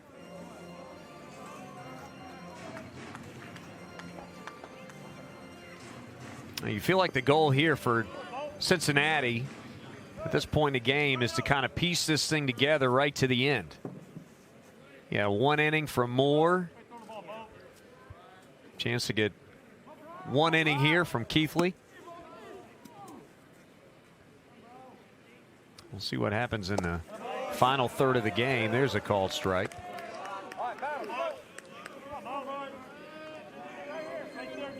Keithley, another transfer. Came in from Oakland. That would be in Oakland, Michigan. That's correct. A lot of transfers on this roster. A lot of the older players. Just missed outside. Stay in your zone, Ted. Stay in your zone. Gallo, Grice, Teodosio, the bottom third of the order, due up for Clemson here. Should Hawkins reach?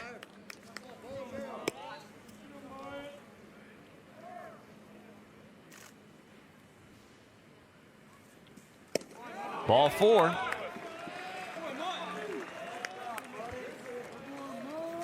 Leadoff walk for Hawkins, 3rd time he's reached.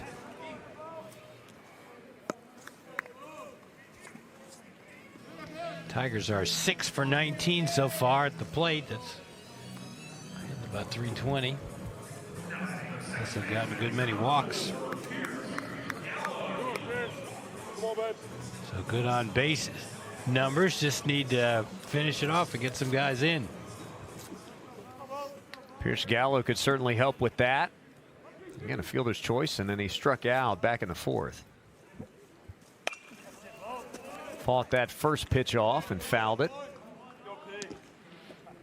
I did mention earlier we had somebody look in. I didn't know who they were, but now I do look over, and Nick Lomax is here at today's game. Former Clemson baseball player of the early 60s, who played in the only Clemson baseball game ever played in which the rule was used with 3 balls and 2 strikes. Have you ever heard that story? No.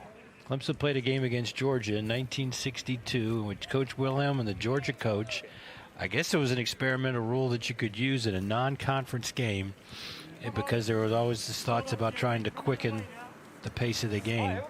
And so they played the game where you walked if you got the 3 balls and struck out if you got 2 strikes. Interesting. That was the only time? It's the only time I know of, yeah. He actually gave me a article about the game where it's mentioned. Clemson won the games, I believe. And I wanted to write a story about it, but I hadn't gotten around to it. I'm just too busy. I was going to say, you got so much on your plate. Fouled back out of play. Count remains no balls and 2 strikes. I think you just started right there. Just take the transcript there and just go nuts. Yeah, just frill that up a little bit. You're good to go. Well, I need to sit down with Nick and have him tell me all the details. I wish I had known about it when Coach Wilhelm was alive. I'm sure he would have given me some great stuff. Gallo hanging in, fouls one away. So was Nick Lomax the one that came over that you didn't know who it was, or was that just a separate thing that happened? No, that was somebody else. Okay, so we still don't know who that was. I still don't know who that was, but I could look over Nick and his wife enjoying today's game. Nick also, I think, played in the game when Clemson hit 8 home runs in the game against South Carolina in 1962. Pierce Gallo's hanging around quite well. He is. He's giving me time to talk stories about things that happened in 1962. A nice residual effect. A trickle down, if you will. From a good at-bat by Gallo. Just trying to advance a runner here at first base after the leadoff walk to Hawkins. Here's the 0-2 pitch. Ground ball through the hole. And Bradley LaCroix throwing up the stop sign.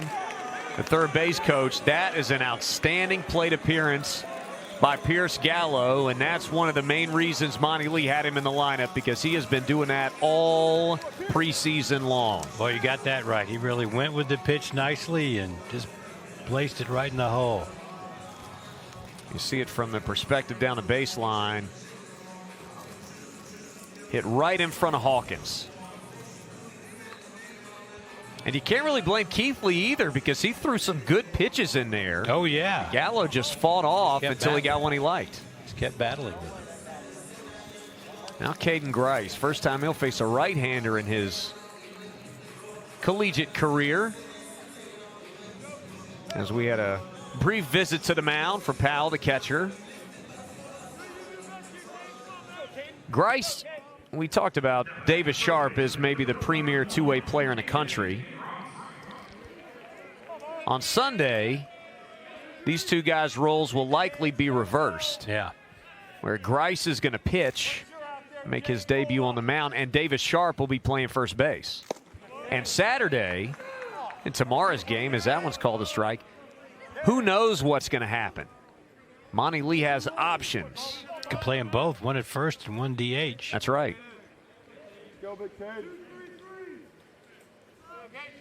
He just missed a big fly in the 4th inning. Just got underneath it. 0-1. Boy, that was a good pitch from Keithley that just missed.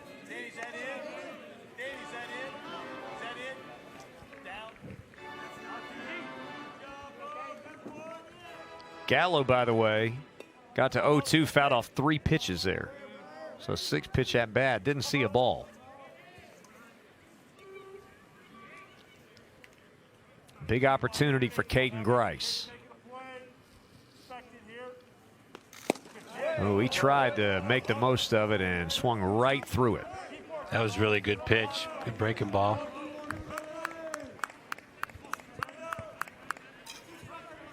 Tough arm slot to see right from the jump.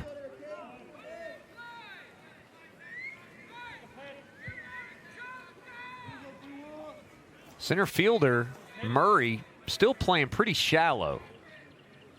And the wind has basically died down. Down low.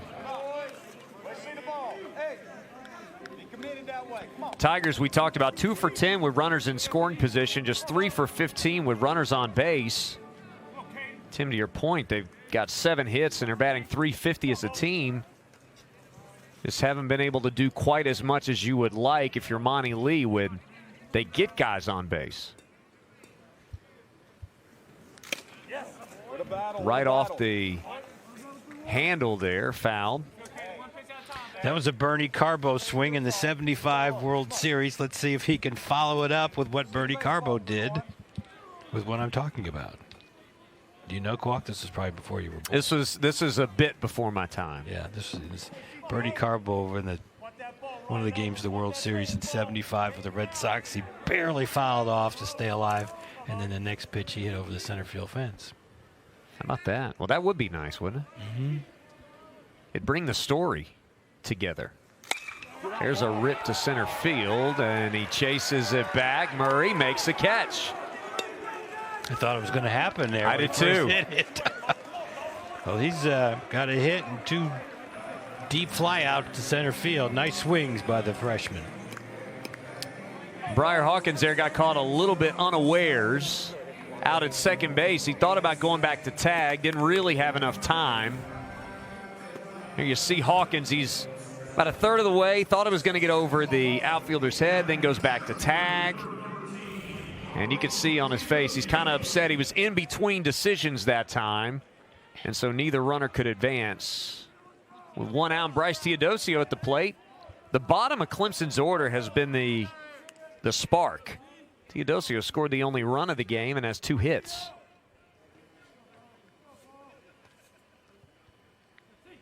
Both runners leading, pretty good leads. Yeah, the bottom 4 guys in the order have gotten on 6 times via hit or walk.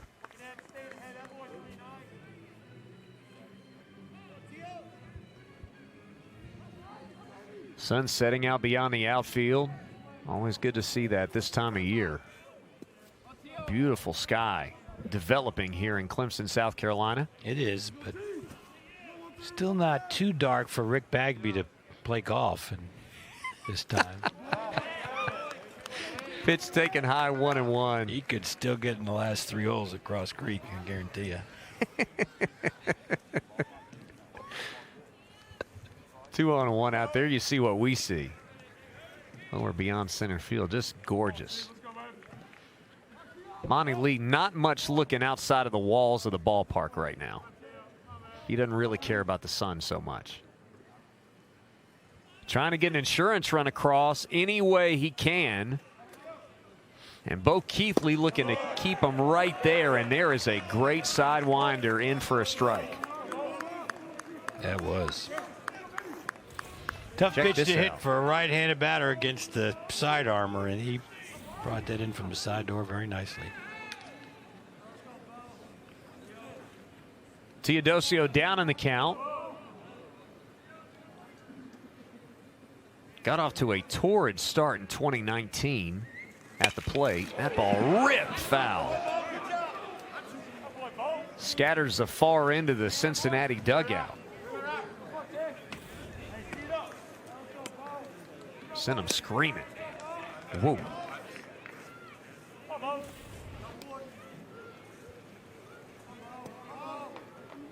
One ball, 2 strikes now as Keithley, much like Moore before him, throwing a bunch of pitches here, but not backing down even with guys on base. Teodosio fouls it straight back up and off the roof.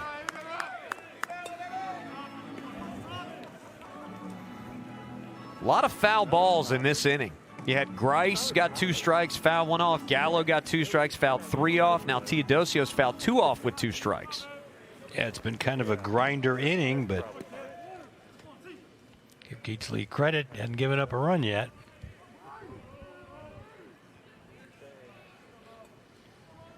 Pitch coming.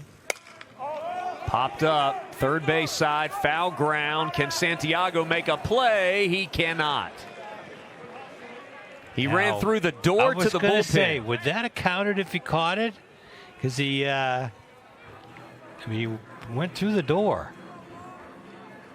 Surely you can't. That'd have been a Sports Center moment. Check this out. It's open. Yeah, it runs through the door, so. That'd have been interesting to see if they'd have counted that or not if you caught it. It would be very close, I would say. You wonder if the door opening maybe got the ball down because he maybe could have bent over it a little bit more and extended his arm. You wonder if that caught him off guard some. Yeah, could have. Keithley back to work. Teodosio in a big spot here. Tigers up a run.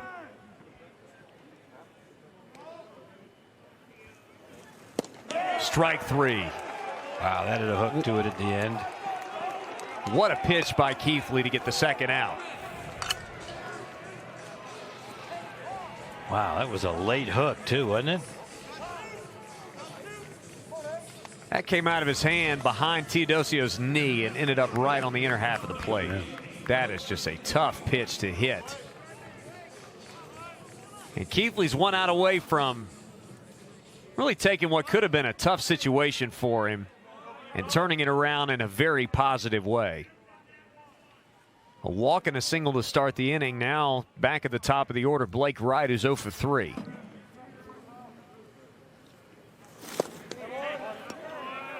Just low on that breaking ball. We do have access to the TrackMan data here. It tells us that that last strikeout pitch broke 19 inches. Wow. Just over 1.5 feet. If my conversion is correct. Is that what horizontal break means? That is what horizontal break means. Okay. There. There's a pop-up down the right field line. Is there a play to be made? There is not. Nicholson ran into the other door, I think. But it didn't give. No, it didn't. It was closed. Clemson bullpen with some words of wisdom for him down there. He ran a long way to not quite get there. He did. Ooh. Almost flipped over. Assist goes to Mercer, the second baseman that time. One count to right.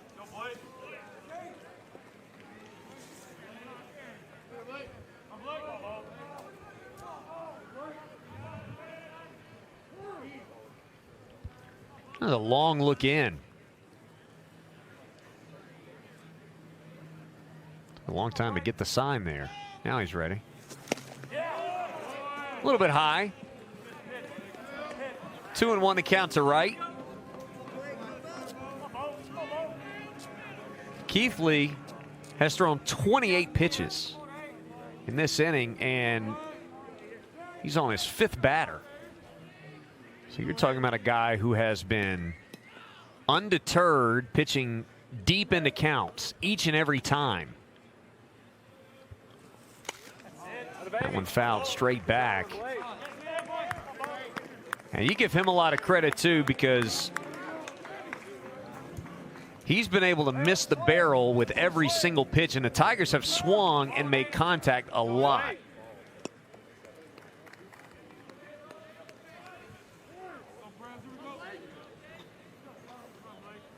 I'm not sure why he wouldn't come back with another breaking ball just like the previous ones. Pitched 30 of the inning. He sure did. Did he check? He did.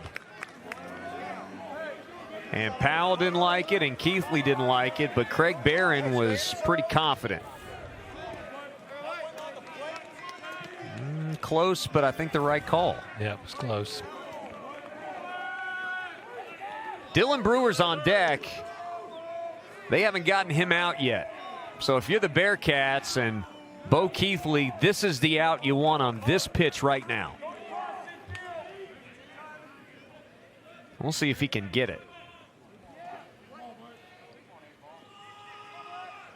Payoff. Bouncer. Tough play and a good throw across. Santiago gets the out, and the Bearcats leave a couple on the bases. Tigers still lead 1-0 going to the latter third in a moment.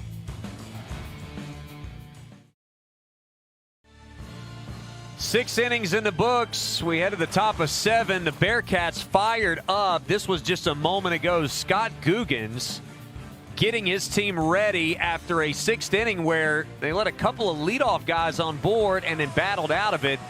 And he's trying to get his guys to lock in here in a 1-run game where Clemson really has controlled the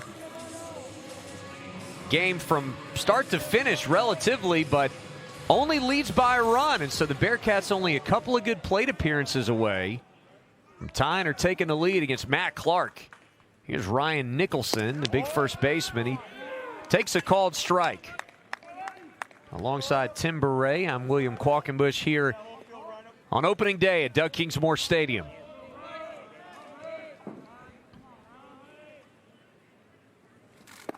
Nicholson takes, low and away, ball 1. He is 1 for 2 today. He has the only Cincinnati hit of the ball game so far. He singled to center field back in the 1st inning. Since that point, Cincinnati has managed only 1 walk, and that is all. And therein lies the reason for the serious pep talk from Guggens. Is this ball going to be tough? Throw across, and a great play by Blake Wright over at third. Boy, what a strong throw by Blake Wright. Kind of had a weird spin on it, as you can see. And he gunned it. Boy, that took a weird first hop. And against the shift, he had to move further away from the first base bag to go get it, square his shoulders, and throw. And the Tigers again get the first out of the inning. They have retired the leadoff man in each of the 7 innings so far in this game. Now Mercer squares to bunt and takes a strike. Good pitch by Clark there, right on the corner. Bearcats just trying to get something going. And you could see why trying to lay one down and make Tigers infield work might be something that they would feel good about. Because trying to swing and barrel one up against Sharp and Clark has been easier said than done today.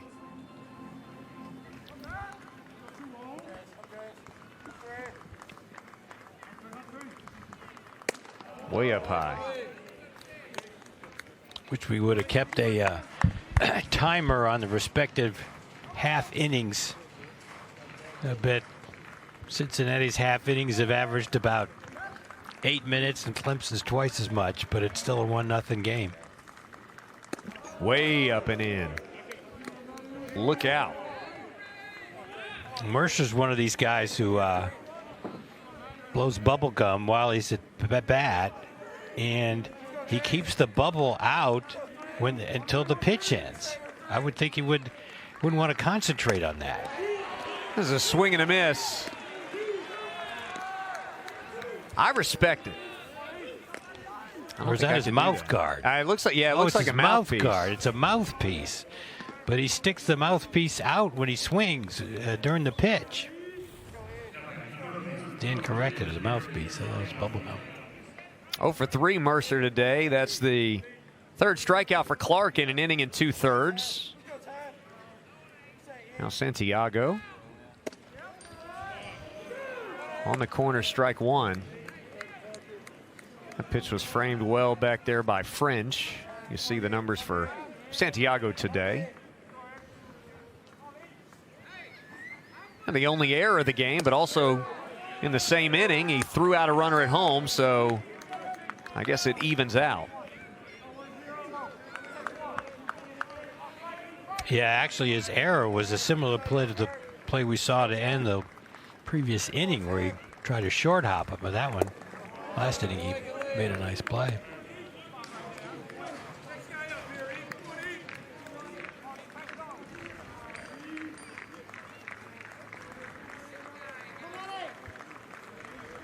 Crowd here at Doug Kingsmore making a little noise. Swing and a miss. 17 straight batters sat down by Clemson pitching and 4 strikeouts in 2 innings of relief from Matt Clark. He blows away Santiago, and it's time to stretch here in Clemson.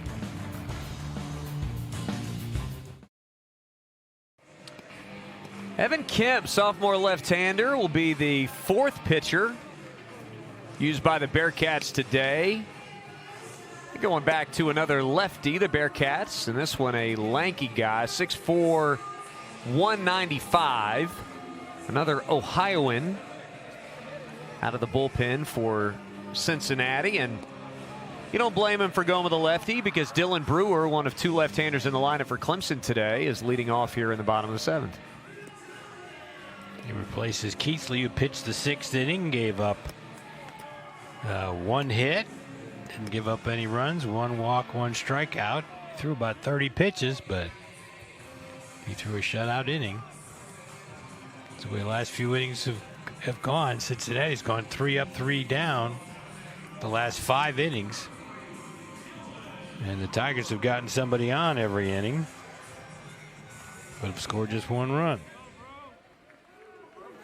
You just made a comment about that this may be the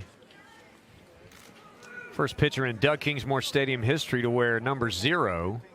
We just saw Bo Keithley wear 39. That was Kemp's number last year. Number 0. Kemp for the year, 5 appearances, 6 innings. No record of 4.50 ERA, 3 walks and 9 strikeouts, gave up 3 earned on 4 hits. Opponents hit just 200 off him, hit a couple of home runs. That's where the damage went. He also hit 4 batters. Boy, be tough now. See the baseball.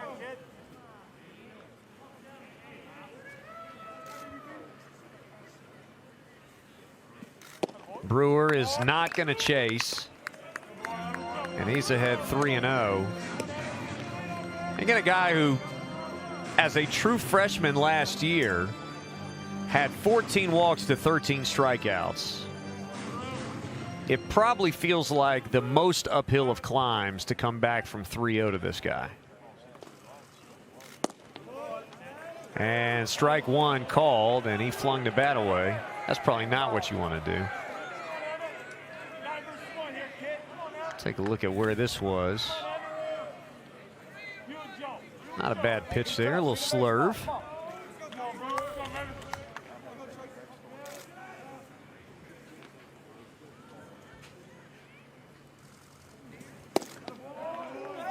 Ball 4.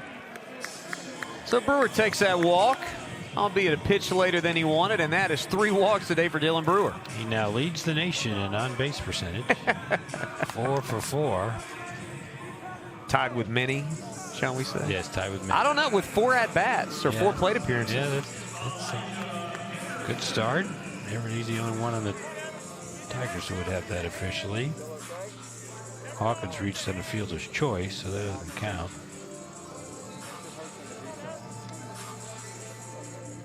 Looking in the NCAA rules about wearing numbers, I don't see anything about numbers. Wearing 0? Yeah, I don't see anything about it.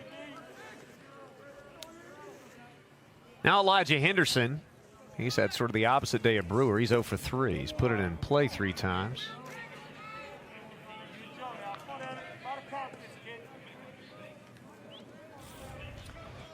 Check out Brewer here. He threw the bat on the 3-0 called strike and goes right back to the plate, and you can see him talking to home plate umpire Danny Everett.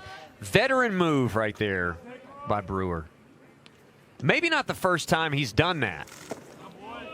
Pitch misses down low. 2-0 the count. A guy with that kind of eye, you do feel like maybe there's maybe a little history there. Time's called, and let's see. You got another pitching coach visit to the mound. Have a little chat. This is really the first time all day that either team has struggled to throw strikes. 6 of the first 7 pitches from Evan Kemp have missed the strike zone, as you see there in the scoreboard. And right now, a little action going in the Bearcats bullpen as, look there, that's a right-hander. That's number 20, Jackson Murphy. Returner from a year ago, through the second most innings of any reliever on this team. In fact, the only guy that threw more innings actually started twice, so he threw the most innings last year of any player who didn't start a game. We'll see if Kemp can get through with no further damage done, if he can find the strike zone here against Henderson. And a little bit low. You could almost see the eye roll in your camera there from the catcher, Powell. He thought that was a strike. It was a pretty good pitch. And the Bearcats dugout is upset, and this is kind of what we talked about. Danny Everett's been calling the low strike, and that seemed to fit the bill. Danny Everett didn't like that he was questioned there, and then there's a strike, and now more jawing from the Bearcats dugout, and now an official warning has been given. You see it there by Everett. You could tell by the body language there, Tim, for Powell, that Powell kind of was like, really? You didn't call it when it was ball 3, and it's the same pitch. Hadn't been a lot to complain about with Danny Everett's strike zone today, truth be told. Yeah. But now it's the 7th inning of a 1-run game. That's right. And there's a strike, good pitch. All right, now watch here in the corner. You could see the barking, and Everett came out from behind the plate to say something, and that's where he issued the warning. Good camera work right there by our crack team here. Nothing gets by these guys. Runner going. That ball's ripped down the left field line, but foul. Henderson wanted that one to sneak in. Taking a look at this. How close was it? Yeah, a couple feet. Yep. Again, the Tigers able to work deep into counts. A 7th pitch of the exchange here between Henderson and Kemp. Tigers up a run. They have worked really hard to come away with only 1 run today, and that hits him on the hip. We talked about that with Kemp. He hit 4 guys last year. He really didn't have control issues, but for that. And so once again, Clemson with 2 on and nobody out. Here's another look at that. Breaking ball just started a little bit too far inside. James Parker, really not the guy that Cincinnati would like to see at the plate right here, because he's looking to remain tied with his teammate Brewer for the national lead in on-base percentage. Correct.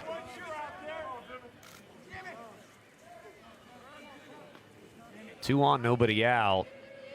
And quite a pickle here for Kemp.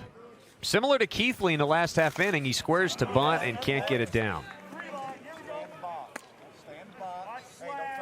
So the importance of the insurance run in the eyes of Monty with his cleanup hitter trying to square to bunt. Got the barrel down there a little bit late. We don't see a lot of sacrifice bunts by the Tigers. Last year it really was not something they tried to do a lot of or really excelled at.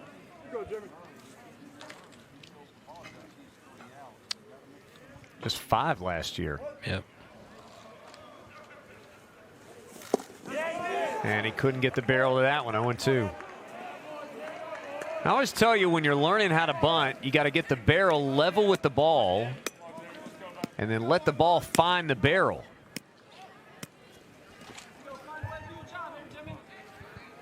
Parker's almost doing it in reverse right there, and it's 0-2. So now a big-time gift for Evan Kemp, who walked Brewer and hit Henderson and now is way ahead of James Parker. Although Parker was hit by an 0-2 pitch his last time up. Keeping a runner honest there. Brewer already with a stolen base today. That would be a reason why. This is one big difference between Coach Wilhelm and Coach Leggett. 2005, Clemson had 62 sacrifice bunts. In 1988, Clemson had 3 the entire year. Here's a shot foul. I was talking to Coach Wilhelm about, you know, not sacrificing much in 1988. He said, Tim, we have all these guys who can steal bases. Why would I want to give up an out when Ray Williams and Steve Williams and others could just steal the base? Why would I want to do that? He makes a good point. He made a good point. He had the players. Henry Threadgill set their Clemson record for stolen bases that year, and Ray Williams was right behind him. And Mike Kuchar, who was the catcher, also, I think, stole over 30 bases that year. Well, then he definitely shouldn't have given up outs. 0-2 to count now. Parker looking to just hang around. He swings and misses. That's a really big out for Cincinnati here in the 7th. That's what they've been doing the whole game.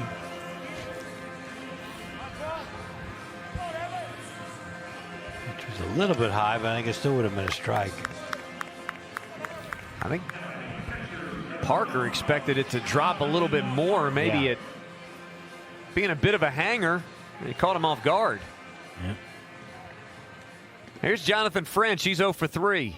Parker sat down for the first time today.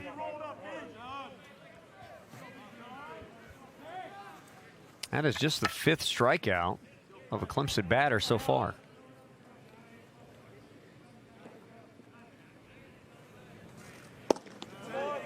Outside. Briar Hawkins on deck. He's reached 3 times, fielder's choice and a couple of walks. And the Tigers have had pockets where they've got guys getting on. They just can't get them on deck together. There you see him. French trying to, at the very least, move a runner. Cincinnati think a double play on the infield. There's a half-hearted swing on a good breaking ball by Kemp. Yeah, that ball really dove.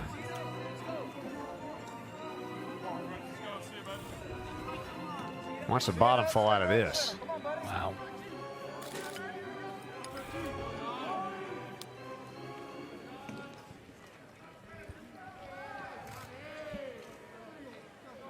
Runner stationed at first and second here. Brewer the leadoff walk at second. Henderson the hit batter at first. Snap throw to first, and again blocked well by Nicholson.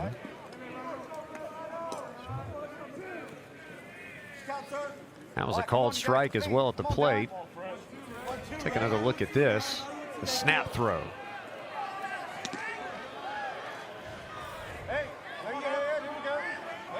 French didn't like that was called a strike, and I think that's why he's taking an extra second here. He was a little bit taken aback. Pretty good pitch.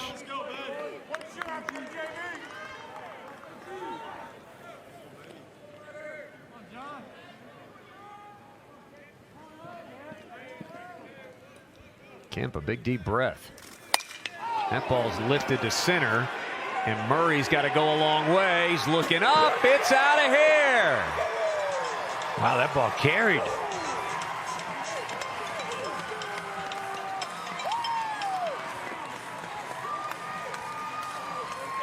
A 3-run shot. Jonathan French's first career home run gives Clemson all the insurance they could ask for here in the 7th. Let's see where that pitch was. Was it a little bit outside? No, it was over the heart of the plate. He got it. He could tell. You could see him, his reaction as soon as he hit it. And you talked about it's hard to hit home runs in center field here, but that one was laced. Wasn't particularly high either. First home run of the game, and again, the first home run of French's career. That is the kind of power that had him penciled into last year's starting lineup before the injury in preseason camp. And that is what Clemson fans miss seeing all of 2020. Now Briar Hawkins, a chance to tack on some more with 1 out.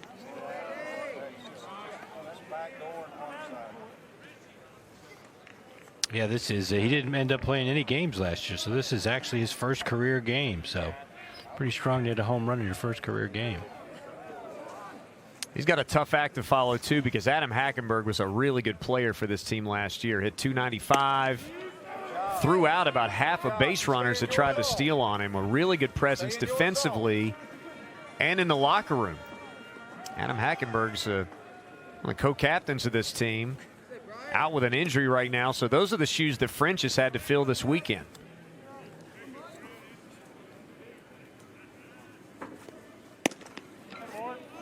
There's a strike call.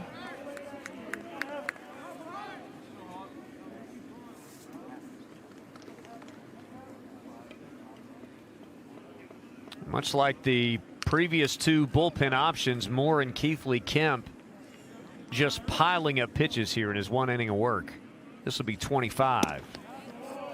That's a good pitch right on the inner edge. 3-2.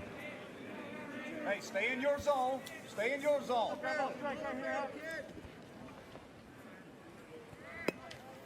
Big deep breath for Hawkins, the DH. Sophomore. Played third base a year ago.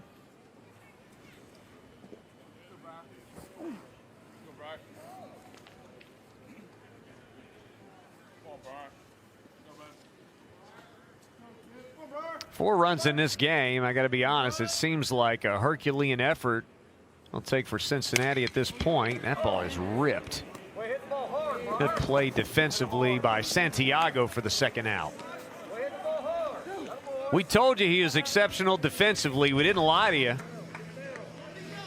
Yeah, really, the whole Cincinnati team's done well, except they just had that one error on a tough play, a short hop situation, but they've had many other good plays.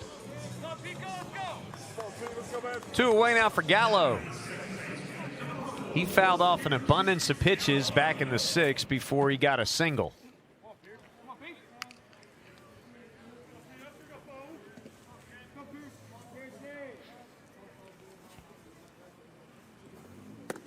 Check swing. He did hold up. 1-0 the count.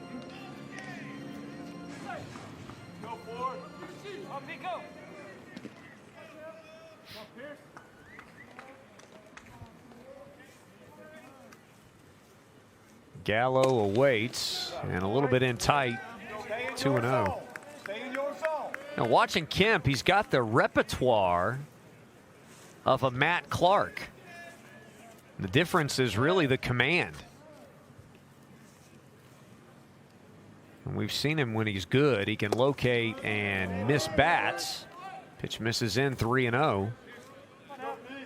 But he's just had a hard time today getting ahead of guys.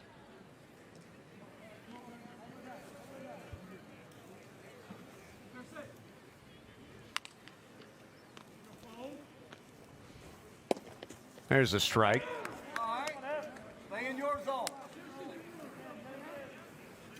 Still a hitter's count for Gallo. Talked about the bottom third of Clemson's order. Gallo 1 for 3, Grice 1 for 3, Teodosio 2 for 3. Always good if you're that man, Monty Lee, to get that kind of production, the bottom third of your lineup. And here, Gallo draws a walk, and you count the fielder's choice in the 2nd inning. He's been aboard now 3 times. Yeah, if you can get something out of your bottom of your order, that's pretty strong. Help you out a lot. Hayden Grice 1 for 3 with an infield single and a couple of what looked like lazy fly balls that sent Murray backwards. And that really is all you need to know about the potential of Caden Grice as he takes a strike. There was a time, and Tim, this was not that long ago. This is long enough ago that you'll remember and I'll remember, but younger viewers may not. Here's the 0-1. If you saw somebody of Caden Grice's frame and compared him to Michael Johnson or Andy DeLessio, somebody of that sort, it was very high praise. Well, Caden Grice is getting Seth Beer comparisons as a true freshman with his ability to hit the ball for power, and that is about the highest form of praise. There's a rip to right center field, and that's what we're talking about. 2 hops off the wall. LaCroix is waving a runner around. He is going to score, and Grice is trying to get to third. He's got to get down, and he's out. He is out, and the run scores. So Gallo gets across, and Grice gets the RBI double, the first of his career.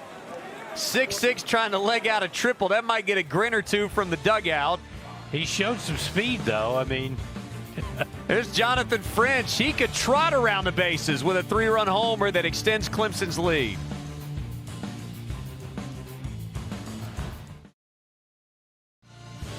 Seven innings in the books. Clemson a 4-run inning. Here's how it ended. Check out the throw from second base to third. Grice is tagged out. Now you can see at the top of the picture. Here's Pierce Gallo. Watch home plate umpire Danny Everett. And the out is called at third. And Everett points at the plate and says the run scores. And there you see a fired up Gallo. As even though Grice got thrown out there, he allowed Gallo to be able to score standing up and extend Clemson's lead further 5-0 as this ball is hammered back to center field.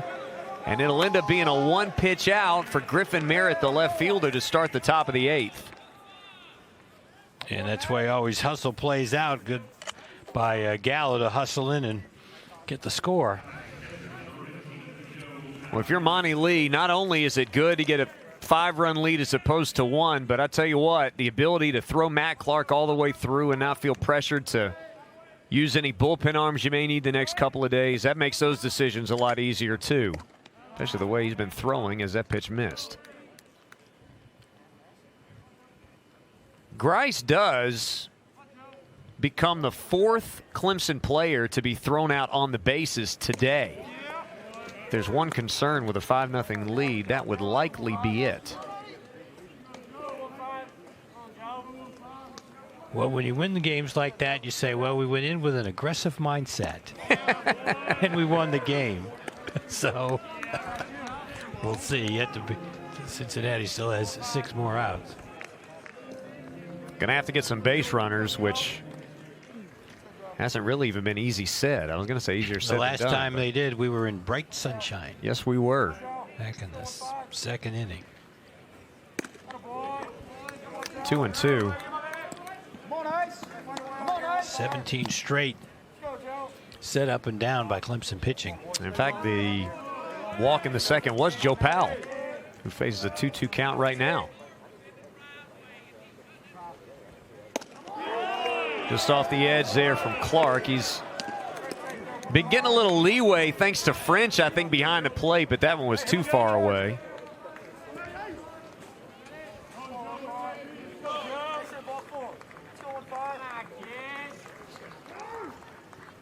Now time called. He's going to think about this one.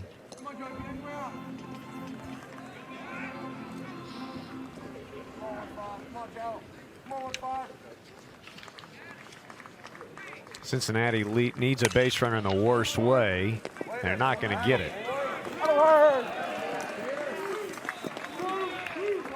2 up and 2 down.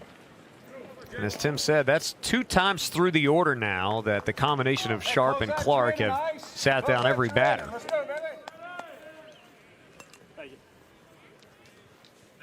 Cincinnati, a team that may have struggled on the mound from time to time last year, but really didn't struggle to score runs.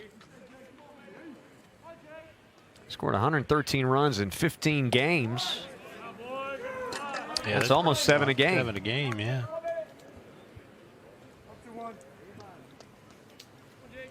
Murray, the center fielder, done a really good job defensively in this game. Bouncer right side of the infield. That gets through. Even through the overshift. Just the 2nd hit for the Bearcats.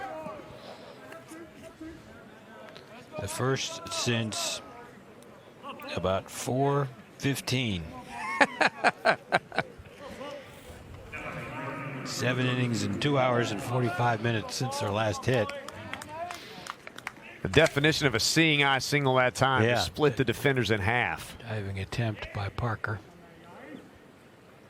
Now Kamastek 0 for 2 with 2 strikeouts. He's swinging early this time. I don't blame him. And Matt Clark retired 8 in a row since coming out of the bullpen. Somebody, again, we talked about when he came in the game, Monty Lee used him in the rotation 2 years ago. In 2020, this was his role, bridging the gap between the starter and the back of the bullpen.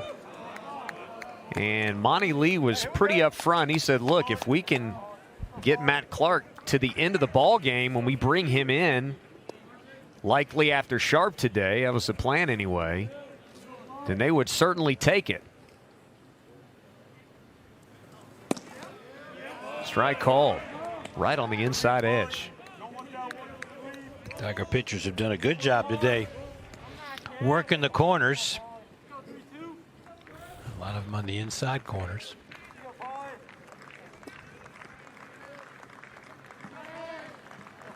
Clark working against the 9-hitter. That ball's lifted down the line. Long run for Brewer. That's out of play.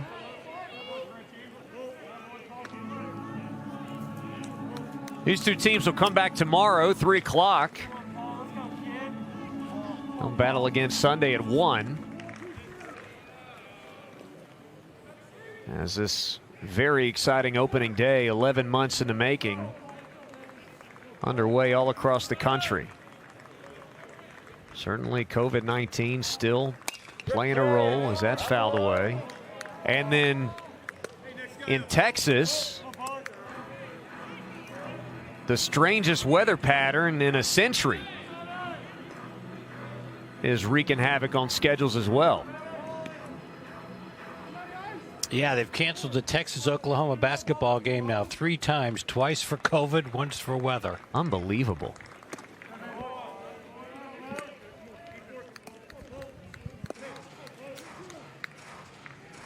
I would think, just from a logistical standpoint, some of the cancellations and things might go a little more smoothly in baseball than some of the other sports because cancellations are already sort of part of what you have to deal with. Right. Already baked into the point. cake.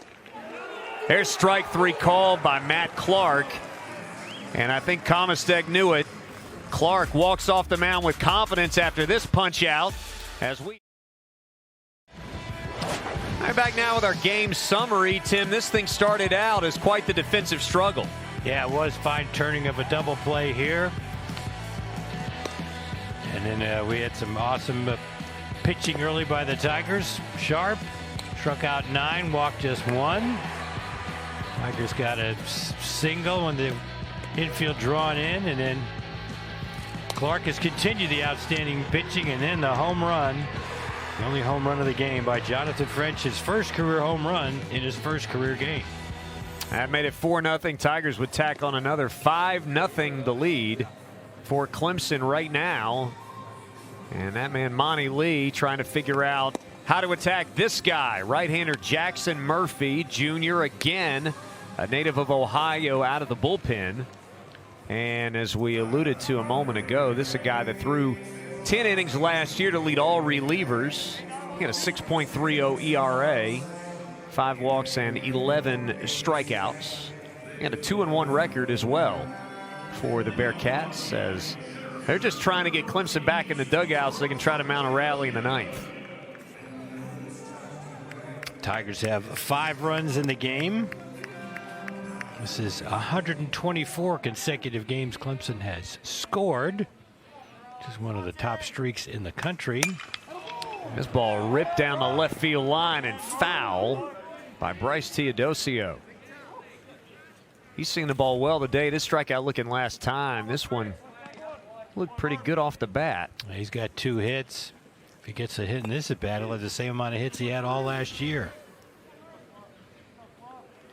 Look at that, just filling up the box score. A couple of stolen bases as well. Scored a run.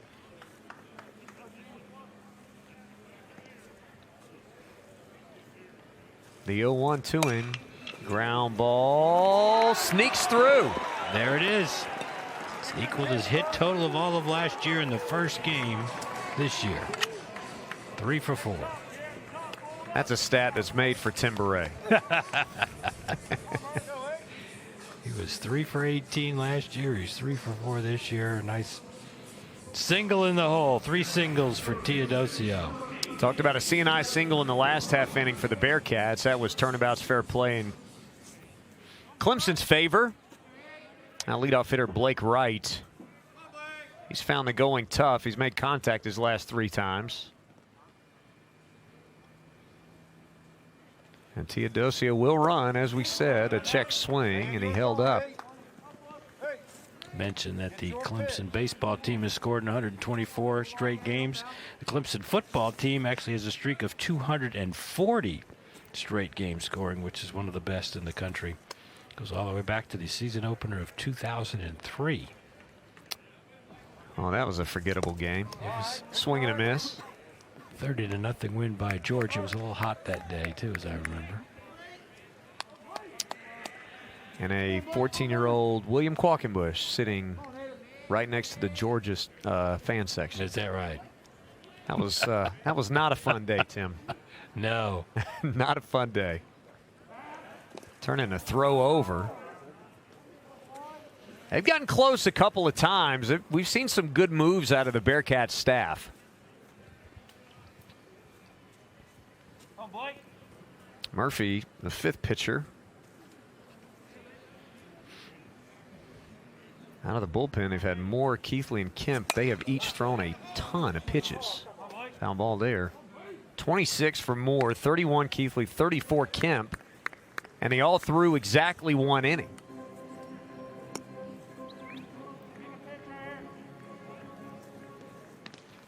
Yeah, we're coming up on a 3-hour affair here.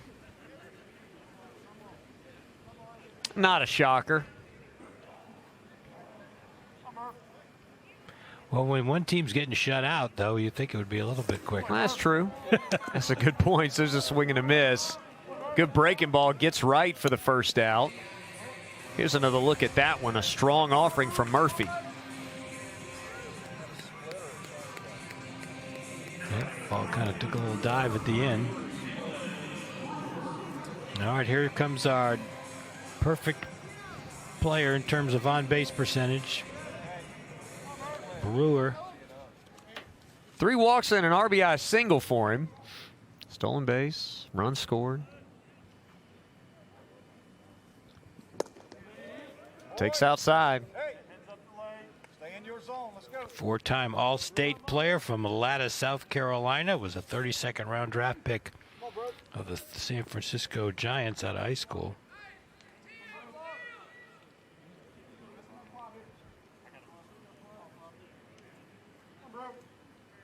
Got a plate approach beyond his years. Bouncer to first. Could be 2. Let's see if they turn it. They can. 3-6-3 double play. Nicholson, Bellini, and back. We'll take another look at that as we go out to break. Cincinnati down 5, still playing hard. A chance to tie or take the lead in the 9th.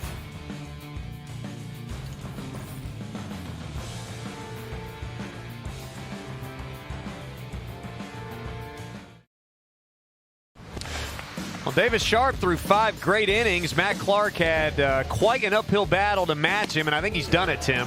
He really has. He's worked around his breaking ball. He's gotten guys with the fastball. He's blown it by him. He's really mixed up his pitches very well.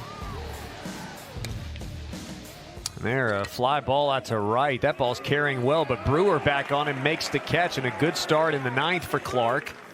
There's 1 away already. He's pitched 3 innings, only given up 1 hit. He's got 5 strikeouts, no walks, and thrown, that was his 43rd pitch, so he actually averaged exactly 14 pitches per inning for his first 3. And I guess we got a chance for a save here. Absolutely.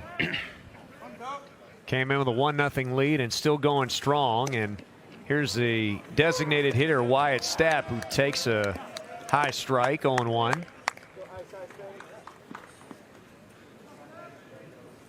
Playing the pull on the infield. He's 0 for 3.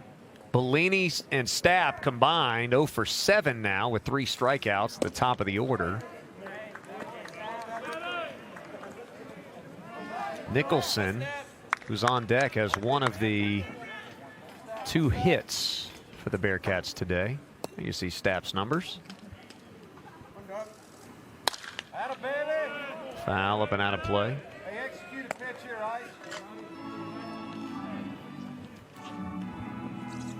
1-2 count for Clark. And these 2 teams with 2 more games coming this weekend.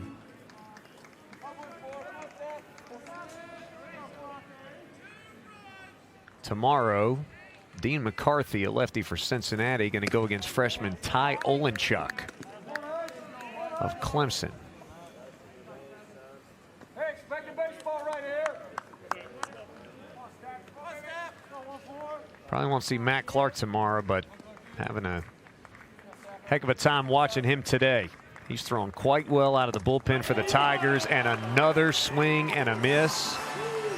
That is 6 strikeouts in 3 2/3 innings for Matt Clark. That was good enough for 2 replays, Tim. Absolutely. Another breaking ball for a swing and a miss. So that's 15 Ks for the Clemson pitching staff. And I think 12 of them have been swinging. Now Nicholson, he checked and didn't go. Really wasn't that close. Tigers now 1 out away from opening the season with a shutout victory since 2013 when they shut out William and Mary to open the season. Swing and a miss.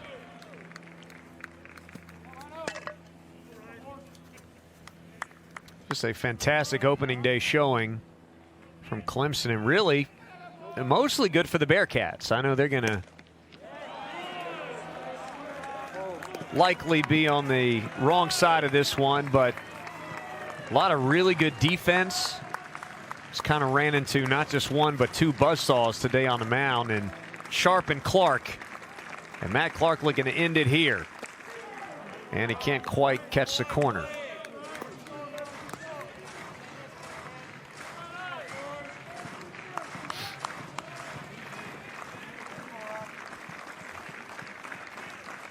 Two and 2. Crowd making a little noise. There's a shot. 1 hopper to Gallo. Fields, throws, and that'll do it. About as good an opener as you could ask for if you're a Clemson baseball fan, player, or coach, as the Tigers shut out Cincinnati and win it here on a Friday night by a score of 5-0. What a performance here by the Tigers. Davis Sharp and Matt Clark combining for 9 fantastic innings on the mound. That man right in the middle of the picture, Jonathan French, with a big hit. Tim, final thought on this one. Yeah, really, all phases of the game, the Tigers didn't commit an error. They hit .333 at the plate, 10 for 30, and pitching only allowed 2 hits and had 15 strikeouts as a staff. Well, Monty Lee, as his team goes through the handshake line, feeling awfully good about the way things went. It was beautiful sunshine. The sun went down. Nothing changed for the Tigers here today. Tomorrow, these teams will do it again at 3 o'clock right here at Doug Kingsmore. We look forward to seeing you then. For our broadcast crew here in Clemson, for my broadcast partner, Tim Beret, I'm William Quaggamus saying so long today. A 5-0 win for the Tigers on opening day. We thank you for watching. We'll see you next time right here on ACC Network.